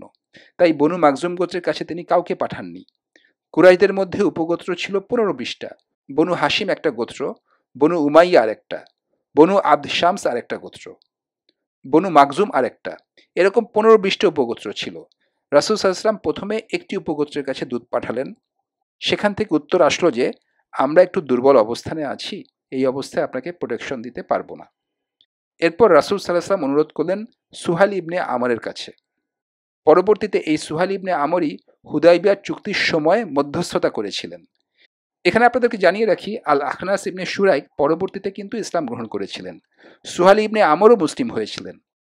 এটা থেকে বোঝা যায় যে রাসূলুল্লাহ সাল্লাল্লাহু আলাইহি ওয়াসাল্লাম যথেষ্ট চিন্তাভাবনা করেই এদের কাছে দূত পাঠিয়েছিলেন। তিনি জানতেন যে এই লোকগুলো তার প্রতি সহানুভূতিশীল, আর এরা কিন্তু পরবর্তীতে ঠিকই ইসলাম গ্রহণ করেছেন। রাসূলুল্লাহ সাল্লাল্লাহু আলাইহি ওয়াসাল্লাম জানতেন যে এরা আবু লাহাব বা আল ওয়ালিদ বা আবু জাহালের চাইতে আলাদা। এখন তিনি দূত পাঠালেন সুহাইল ইবনে আমরের কাছে। সুহাইল তখন উত্তর জানালেন যে, আমার গোত্র বনু আমর ইবনে লুয়াই। আমার গোত্রের কেউ কখনো বনু কাব ইবনে লুয়াই গোত্রের কাউকে প্রোটেকশন দেয়নি। আমি নতুন করে কিছু শুরু করতে চাই না। এরা দুজনেই আসলে খোঁড়া অজুহাত দেখিয়েছিলেন। এগুলো আসলে কোনো যুক্তি না। রাসূল সাল্লাল্লাহু আলাইহি ওয়াসাল্লামও সেটা বুঝতে পেরেছিলেন। এরা দুজনেই যদি ইচ্ছা করতেন তাহলে রাসূল সাল্লাল্লাহু আলাইহি ওয়াসাল্লামকে ঠিকই প্রোটেকশন দিতে পারতেন। এখন এরা দুজন যে খোঁড়া অজুহাত দেখিয়েছিলেন, এটা থেকে বোঝা যায় যে রাসূল সাল্লাল্লাহু আলাইহি ওয়াসাল্লামের প্রতি তাদের যে বিদ্বেষ, সেটা আবু জাহাল বা আবু লাহাবের বিদ্বেষের মতো ছিল না। আপনি তো তখনই কোনো খোঁড়া অজুহাত দেখানোর চেষ্টা করবেন যখন আপনি নিজেই সেটা নিয়ে কিছুটা বিব্রত। আপনি জানেন যে আপনার এটা করা উচিত, তারপরেও আপনি সেটা করছেন না, এজন্য এসব অজুহাত দেওয়ার চেষ্টা করবেন। তাহলে রাসূল সাল্লাল্লাহু আলাইহি ওয়াসাল্লাম চিন্তা ভাবনা করেই তাদের কাছে দূত পাঠিয়েছিলেন। তারপরেও তারা দুজনে কিছুটা নম্রভাবেই রাসূলুল্লাহ সাল্লাল্লাহু আলাইহি ওয়াসাল্লামের অনুরোধ প্রত্যাখ্যান করলেন। এরপর রাসূল সাল্লাল্লাহু আলাইহি ওয়াসাল্লাম যার কাছে দূত পাঠালেন তিনি হলেন মুতিম ইবনে আদি। এর আগেও মুতিম ইবনে আদির নাম আমরা কয়েকবার উল্লেখ করেছি, আর এখানে শেষবারের মতো তার নাম উল্লেখ করছি, কারণ এর কিছুদিন পরেই তিনি মারা যান। মুতিম ইবনে আদি ছিলেন বনু নাওফাল ইবনে আবদ মানাফ গোত্রের প্রধান। বানু নাওফাল কুরাইশদের আরেকটি উপগোত্র, আর এই তিনজনের মধ্যে একমাত্র মুতিম ইবনে আদি মারা গিয়েছিলেন একজন মূর্তি পূজারী হিসেবে। মুতিম ইবনে আদি হলেন সেই ব্যক্তি যিনি সেই বয়কটের সময় বনু হাশিম গোত্রের কাছে উটের পিঠে করে সাহায্য পাঠিয়েছিলেন। সেখানে তাদের জন্য খাবার ছিল, পানি ছিল। এরপর এই মুতিম ইবনে আদির উদ্যোগেই সেই বয়কটের অবসান ঘটেছিল। এখন মুতিম ইবনে আদির কাছে দূত পাঠিয়ে রাসূল সাল্লাল্লাহু আলাইহি ওয়াসাল্লাম অনুরোধ জানালেন, আপনি কি আমাকে আপনার প্রোটেকশন দিবেন? আপনি কি প্রতিরক্ষা দিবেন আমাকে? মুতিম তখন শুধুমাত্র তার উত্তর পাঠিয়েই দায়িত্ব শেষ করলেন না, তিনি তার 4 ছেলেকে বললেন, তোমরা তোমাদের বর্ম পরে ফেলো, সাথে অস্ত্র নাও, তারপর মুহাম্মদ সাল্লাল্লাহু আলাইহি ওয়াসাল্লামকে পাহারা দিয়ে সোজা আমার কাছে এই মক্কায় নিয়ে আসো। এরপর মুতিম ইবনে আদির ছেলেরা বর্ম পরে সশস্ত্র হয়ে মক্কা থেকে বেরিয়ে গেল। তারা সবাই রাসূল সাল্লাল্লাহু আলাইহি ওয়াসাল্লামকে পাহারা দিয়ে মক্কায় নিয়ে আসলো। আর মুতিম গিয়ে দাঁড়ালেন কাবার সামনে রাসূলুল্লাহ সাল্লাল্লাহু আলাইহি ওয়াসাল্লামকে অভ্যর্থনা জানানোর জন্য। তিনি রাসূল সাল্লাল্লাহু আলাইহি ওয়াসাল্লামকে বললেন, আপনি তাওয়াফ করুন, আমি আপনার জন্য অপেক্ষা করছি। কারণ তিনি জানতেন যে রাসূল সাল্লাল্লাহু আলাইহি ওয়াসাল্লাম মক্কায় আসলে সবার প্রথমে তাওয়াফ করবেন, তারপরে অন্য কিছু। রাসূল সাল্লাল্লাহু আলাইহি ওয়াসাল্লাম তাওয়াফ করা শুরু করলেন, সেই সাথে মুতিমের ছেলেরাও সশস্ত্র অবস্থায় তার সাথে তাওয়াফ করতে লাগলো, তাকে পাহারা দিল। রাসূল সাল্লাল্লাহু আলাইহি ওয়াসাল্লাম যখন তাওয়াফ শেষ করলেন তখন আশেপাশে অনেক লোকজন জড়ো হয়ে গেছে। তারা সবাই ভাবছে এখানে হচ্ছেটা কি। মুতিম সবার উদ্দেশ্যে বললেন, মক্কার অধিবাসীরা শোনো, আমি মুহাম্মাদকে আমার প্রোটেকশন দিলাম সাল্লাল্লাহু আলাইহি ওয়াসাল্লাম। তখন আবু সুফিয়ান সামনে এসে বললেন, আপনি কি তার অনুসারী নাকি শুধু তাকে প্রোটেকশন দিচ্ছেন? মুতিম তখন বললেন, না, আমি তার অনুসারী না, আমি শুধু তাকে প্রোটেকশন দিচ্ছি, আমি তাকে প্রতিরক্ষা দিচ্ছি। আবু সুফিয়ান বললেন, এরকম হলে আমরা সেটা মেনে নিচ্ছি। ব্যাপারটা একটু খেয়াল করুন, মুতিম যদি সেখানে ইসলাম গ্রহণ করতেন তাহলে কুরাইশরা এই প্রোটেকশনটাকে মেনে নিত না। এই ঘটনা থেকে আমরা কিছুটা বুঝতে পারি যে কিছু মানুষ যে ইসলাম গ্রহণ করেননি সেটার পেছনে কারণটা কী ছিল। এরপর থেকে রাসূল সাল্লাল্লাহু আলাইহি ওয়াসাল্লাম এই মুতিম ইবনে আদির প্রোটেকশনে ছিলেন 1 থেকে 1.5 বছরের মতো, 2 বছরের কিছুটা কম সময়। তবে রাসূল সাল্লাল্লাহু আলাইহি ওয়াসাল্লামও বুঝতে পেরেছিলেন যে সময়টা খুবই বিপজ্জনক, কারণ তাকে যিনি প্রতিরক্ষা দিচ্ছেন তিনি বনু হাশিম গোত্রের কেউ নন, তিনি অন্য আরেকটা উপগোত্রের প্রধান, লতায় পাতায় আত্মীয়। এই মুতিম ইবনে আদির প্রতিরক্ষায় থাকা অবস্থাতেই রাসূল সাল্লাল্লাহু আলাইহি ওয়াসাল্লাম অন্য আরেকটা উপায় খুঁজতে শুরু করলেন। একটা সময় আল্লাহ সুবহানাহু ওয়া তাআলা তার জন্য মদিনার দরজা খুলে দিলেন। তারপর এক রাতে তিনি গোপনে মক্কা ত্যাগ করে মদিনায় চলে গেলেন। রাসূলুল্লাহ সাল্লাল্লাহু আলাইহি ওয়াসাল্লাম মদিনায় হিজরত করার 1 বা 2 মাস পরেই মুতিম ইবনে আদি মৃত্যুবরণ করেন। বদরের যুদ্ধ শেষ হওয়ার পরে মুসলিমদের হাতে যখন ৭৩ জন কুরাইশ বন্দী হলো, তখন রাসূল সাল্লাল্লাহু আলাইহি ওয়াসাল্লাম এই মুতিম ইবনে আদির প্রশংসা করে বলেছিলেন, লাউ কানাল মুতিমু হাইয়া সুম্মা কাল্লামানি ফি হাউলাইন নাতনা লাতারাকতুহুম লাহ। যদি মুতিম এখন জীবিত থাকতেন আর তিনি যদি একবার আমাকে বলতেন যে তিনি এই নাতনা অর্থাৎ এই নোংরা লোকদের সবাইকে ফেরত চাইছেন, তাহলে আমি কোনো প্রশ্ন ছাড়াই তাদের সবাইকে মুক্ত করে দিতাম। এখানে রাসূল সাল্লাল্লাহু আলাইহি ওয়াসাল্লাম প্রশংসা করছেন মুতিম ইবনে আদিকে, যিনি কিনা মৃত্যুবরণ করেছেন একজন মূর্তি পূজারী হিসাবে। রাসূলুল্লাহ সাল্লাল্লাহু আলাইহি ওয়াসাল্লাম এমনভাবে একজন কাফির, একজন মুশরিকের প্রশংসা করছেন যেরকম প্রশংসা খুব কম সংখ্যক মুসলিমই তার কাছ থেকে পেয়েছেন। তবে তিনি কিন্তু এখানে ধর্মীয়ভাবে তার প্রশংসা করেননি, তিনি প্রশংসা করেছেন রাজনৈতিকভাবে। এই একটা ঘটনা থেকে আমরা বুঝতে পারি যে সব অমুসলিমরাই একরকম নয়। অনেকেই আছেন অমুসলিম, অনেকেই আছেন কাফির, কিন্তু রাজনৈতিক অধিকারের ব্যাপারে তারা সত্যকে নিজেদের মধ্যে ধারণ করেন। এরকম ক্ষেত্রে তারা সুবিচার করেন। আমরা যে সৃষ্টিকর্তাকে বিশ্বাস করি তারা হয়তো সেটা বিশ্বাস করে না, কিন্তু তারা সুবিচারে বিশ্বাস করে। মুতিম হলেন সেই রকম একজন। তাই এই দুনিয়ার বিচারে যদি আপনি তাদের প্রশংসা করেন তাতে কোনো সমস্যা নেই। রাসূলুল্লাহ সাল্লাল্লাহু আলাইহি ওয়াসাল্লাম এই মুতিমের জানাজা পড়েননি, তিনি তার জন্য দোয়াও করেননি। তবে একজন মানুষ হিসাবে তাকে সম্মান করেছেন। মুতিম একসময় রাসূল সাল্লামের উপকার করেছিলেন। তার প্রতিদানে রাসূল সাল্লাম তার প্রশংসা করেছেন এমনভাবে যেটা কিয়ামতের দিন পর্যন্ত, শেষ বিচারের দিন পর্যন্ত থেকে যাবে। এই মুতিম হয়তো তার বিশ্বাসের জন্য ঠিকই শাস্তি পাবে, কিন্তু তার কাজের জন্য রাসূল সাল্লাম তাকে সম্মান জানিয়েছেন। আর এই হাদিসটা আছে সহিহ বুখারীতে। রাসূলুল্লাহ সাল্লাল্লাহু আলাইহি ওয়াসাল্লাম বলছেন, আল্লাহ একজন কাফিরকে দিয়েও এই দিনে সাহায্য করে থাকেন। বা ইন্নাল্লাহা লা ইউআইয়িদু হাযা দ্বীনা বির-রাজুলি ফাসিক, বির-রাজুলি কাফির, বির-রাজুলি ফাজির। ৩টা রিওয়ায়াতে ৩ রকম আছে। আল্লাহ এই দিনকে মন্দ লোকের মাধ্যমেও সাহায্য করে থাকেন। মুতিম হয়তো ধর্মের ব্যাপারে মন্দ ছিলেন, কিন্তু তার অন্যান্য কাজের ব্যাপারে তিনি ভালো মানুষ ছিলেন। আর তিনি তার গোত্রের সবার জন্যই ভালো চেয়েছিলেন। সেজন্যই আমি আপনাদেরকে বলবো যে আমরা যেন এখনকার সময়ের মুতিমের মতো মানুষদের সাথে ভালো সম্পর্ক বজিয়ে রাখি। আমাদের খেয়াল রাখতে হবে এখনকার সময়ে মুতিমের মতো মানুষ কারা আছেন, কারা এখন মানুষের অধিকার নিয়ে কথা বলছেন, মানুষের স্বাধীনতা নিয়ে কথা বলছেন, কারা আছেন যারা মুসলিমদের পক্ষ নিয়ে কথা বলছেন। আমাদের উচিত হবে এরকম মানুষদের খুঁজে বের করা। আমরা তাদের সাথে ভালো সম্পর্ক বজিয়ে রাখবো, তাদের প্রশংসা করব, তারা আমাদের প্রশংসা করবেন। তবে সেখানেও একটা সীমা থাকবে। তাদের ধর্ম নিয়ে প্রশংসা কখনোই আমরা করব না। হতে পারে তারা নাস্তিক অথবা অন্য যে কোনো ধর্মের, তাতে কোনো সমস্যাই হবে না। এতক্ষণ যে মুতিমের কথা বললাম, তিনিও তো ছিলেন একজন মূর্তি পূজারী। এখনকার দিনে এরকম অনেকেই আছেন যারা অনেক সময় আমাদের অধিকারের পক্ষ নিয়ে কথা বলে, কিন্তু তাদের মধ্যে অনেক খারাপ জিনিস আছে যেগুলো আমরা পছন্দ করি না। যেমন ধরুন, এখনকার দিনের হোমোসেক্সুয়াল, এখনকার দিনের সমকামী আন্দোলন, এদের উপরে অন্য মানুষরা অত্যাচার করছে। এদের মধ্যে অনেকেই আছে যারা বৈষম্যের বিরুদ্ধে কথা বলে। আর অনেক সময় দেখা যায় যে আমরা যেসব নাগরিক অধিকার নিয়ে কথা বলছি, তারাও সেই একই অধিকারের কথা বলছে। মুসলিমদের মধ্যে অনেকেই হয়তো বলবেন যে না না, আমরা তাদের সাহায্য নেব কেন। আমাদের রাসূল সাল্লাল্লাহু আলাইহি ওয়াসাল্লাম একজন মূর্তি পূজারীর সাহায্য নিয়েছিলেন, আর মূর্তি পূজারীর চাইতে খারাপ গুনাহ আর কিছুই হতে পারে না। এখন আপনিও কিন্তু এরকম কারো সাহায্য নিতে পারেন। আপনি তো তাদের ধর্মকে সাপোর্ট করছেন না, তাদের ধর্মকে অনুমোদন দিচ্ছেন না। তারা যেভাবে জীবনযাপন করছে সেটাকে আপনি কখনোই সাপোর্ট করছেন না। আপনি এমন কিছুকে সাপোর্ট করছেন যেটার ব্যাপারে আমরা দুই পক্ষই একমত হয়েছি। এখানে আসল কথাটা হচ্ছে আমাদের স্বাধীনতাই তাদের স্বাধীনতা, আর তাদের স্বাধীনতাই আমাদের স্বাধীনতা। আমাদের মধ্যে যারা পশ্চিমা দেশগুলোতে বসবাস করি, তাদের ক্ষেত্রে এই কথাগুলো বেশি মানানসই বা অ্যাপ্লিকেবল হবে। তারা যে অধিকারের জন্য লড়াই করে, সেই অধিকারের কারণে আমরাও এই সমাজের মূলধারা থেকে কিছুটা আলাদা হয়ে থাকতে পারবো। এটা খুবই সেন্সিটিভ একটা বিষয়, একটা স্পর্শকাতর বিষয়। তারপর আমি মনে করি এই বিষয়টা নিয়ে কথা বলা উচিত, তাই আমি এখানে বললাম। আমাদের মধ্যে যারা পশ্চিমা দেশগুলোতে বসবাস করছি, সেখানে আমরা মুসলিমরা হলাম মাইনরিটি, সংখ্যালঘু। এরকম অবস্থায় আমাদের উচিত হবে মুতিম ইবনে আদির মতো ভিন্ন মতামত কিন্তু ভালো নৈতিকতার মানুষদের সাথে সম্পর্ক স্থাপন করা। অবশ্যই আমরা আল্লাহর উপর ভরসা করব, কিন্তু তার পাশাপাশি আমরা আমাদের উটটাকেও বেঁধে রাখবো।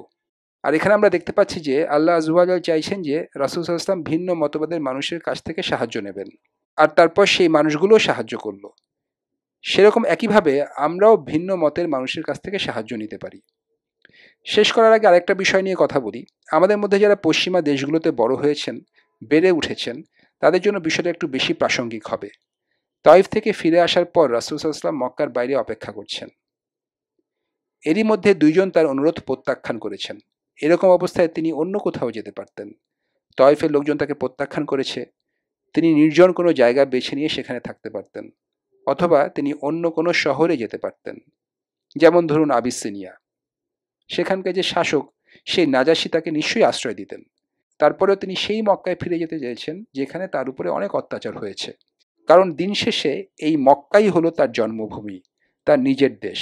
এই মক্কার লোকজন তার নিজের মানুষ, তার নিজের পরিবার। এখানকার সব কিছুই তার পরিচিত। এখানে তিনি এত কষ্ট ভোগ করেছেন, এত অত্যাচারিত হয়েছেন, তারপরেও এই দুনিয়ায় আর কোনো জায়গা নেই যেটাকে তিনি নিজের বাড়ি বলতে পারেন। তাই তিনি চেষ্টা করে গেছেন যাতে করে তিনি এই মক্কাতেই থাকতে পারেন। তারপর একটা সময় যখন মক্কায় থাকা তার জীবনের উপরে হুমকি হয়ে দাঁড়ালো, শুধুমাত্র তখনই তিনি মক্কা ছেড়ে চলে গেছেন। আমরা যারা পশ্চিমা দেশগুলোতে বসবাস করছি, তাদের সাথেও রাসূল সাল্লাল্লাহু আলাইহি ওয়াসাল্লামের এই ঘটনার যথেষ্ট মিল রয়েছে। আমরা যদি এখানেই বসবাস করতে চাই, সেটাকে কোনোভাবেই হারাম কোনো কাজ বলা যায় না। আর এখানে যদি আমরা অত্যাচারিত হয়ে থাকি, সেটা রাসূল সাল্লাল্লাহু আলাইহি ওয়াসাল্লামের উপরে অত্যাচারের তুলনায় কিছুই না। আমরা হয়তো বিভিন্ন ব্যাপারে এখানে কিছুটা বিরক্ত হচ্ছি, এখন অনেকে হয়তো বলবেন, এখানে বসবাস করা মানে নিজেকে দোষী বলে মনে করা। তবে আমি নিজেকে দোষী বলে মনে করি না। আমার মতে এখানে বসবাস করাটাই হচ্ছে আমার ইসলামের দায়িত্ব। আমরা যখন রাসূল সাল্লাল্লাহু আলাইহি ওয়াসাল্লামের সিরাত দেখি, তিনি যে পরিস্থিতির মধ্যে দিয়ে গিয়েছেন সেগুলো দেখি, তখন আমার কাছে সেই রকমই মনে হয়। এখানে আমরা দেখছি রাসূলুল্লাহ সাল্লাল্লাহু আলাইহি ওয়াসাল্লাম মক্কায় ফিরে আসার চেষ্টা করছেন। একবার ব্যর্থ হলেন, দুইবার ব্যর্থ হলেন, তারপরও আবার চেষ্টা করলেন। আমরা সেভাবে চেষ্টা করতে পারি। কোনো সমস্যা হলে আপনি এখানে আদালতে যেতে পারেন, নিজের অধিকার নিয়ে কথা বলতে পারেন। আপনি হয়তো এখানকার অনেক কিছুই পছন্দ করেন না। তারপরও এটাই তো আপনার দেশ। এরাই আপনার দেশের মানুষ। এখানেই আপনি স্বাচ্ছন্দ্য বোধ করেন। আমরা যারা পশ্চিমা দেশগুলোতে বড় হয়েছি, বেড়ে উঠেছি অথবা যারা এখানে ১০-২০ বছর ধরে আছি, আমাদের কাছে এই দেশটাই আমাদের নিজেদের দেশ। এখানে যারা আপনার বিরুদ্ধে যাচ্ছে, অনেক সময় আপনার উপর অত্যাচারও করছে, তাদেরকে যদি আপনি নিজের মানুষ বলে মনে করেন, সেটার মধ্যে অন-ইসলামিক কিছু নাই। রাসূল সাল্লাল্লাহু আলাইহি ওয়াসাল্লামও সেই রকমই মনে করেছিলেন। আজকের মতো এখানেই শেষ করছি। ইনশাআল্লাহ আপনাদের সাথে আবার কথা হবে এর পরের লেকচারে।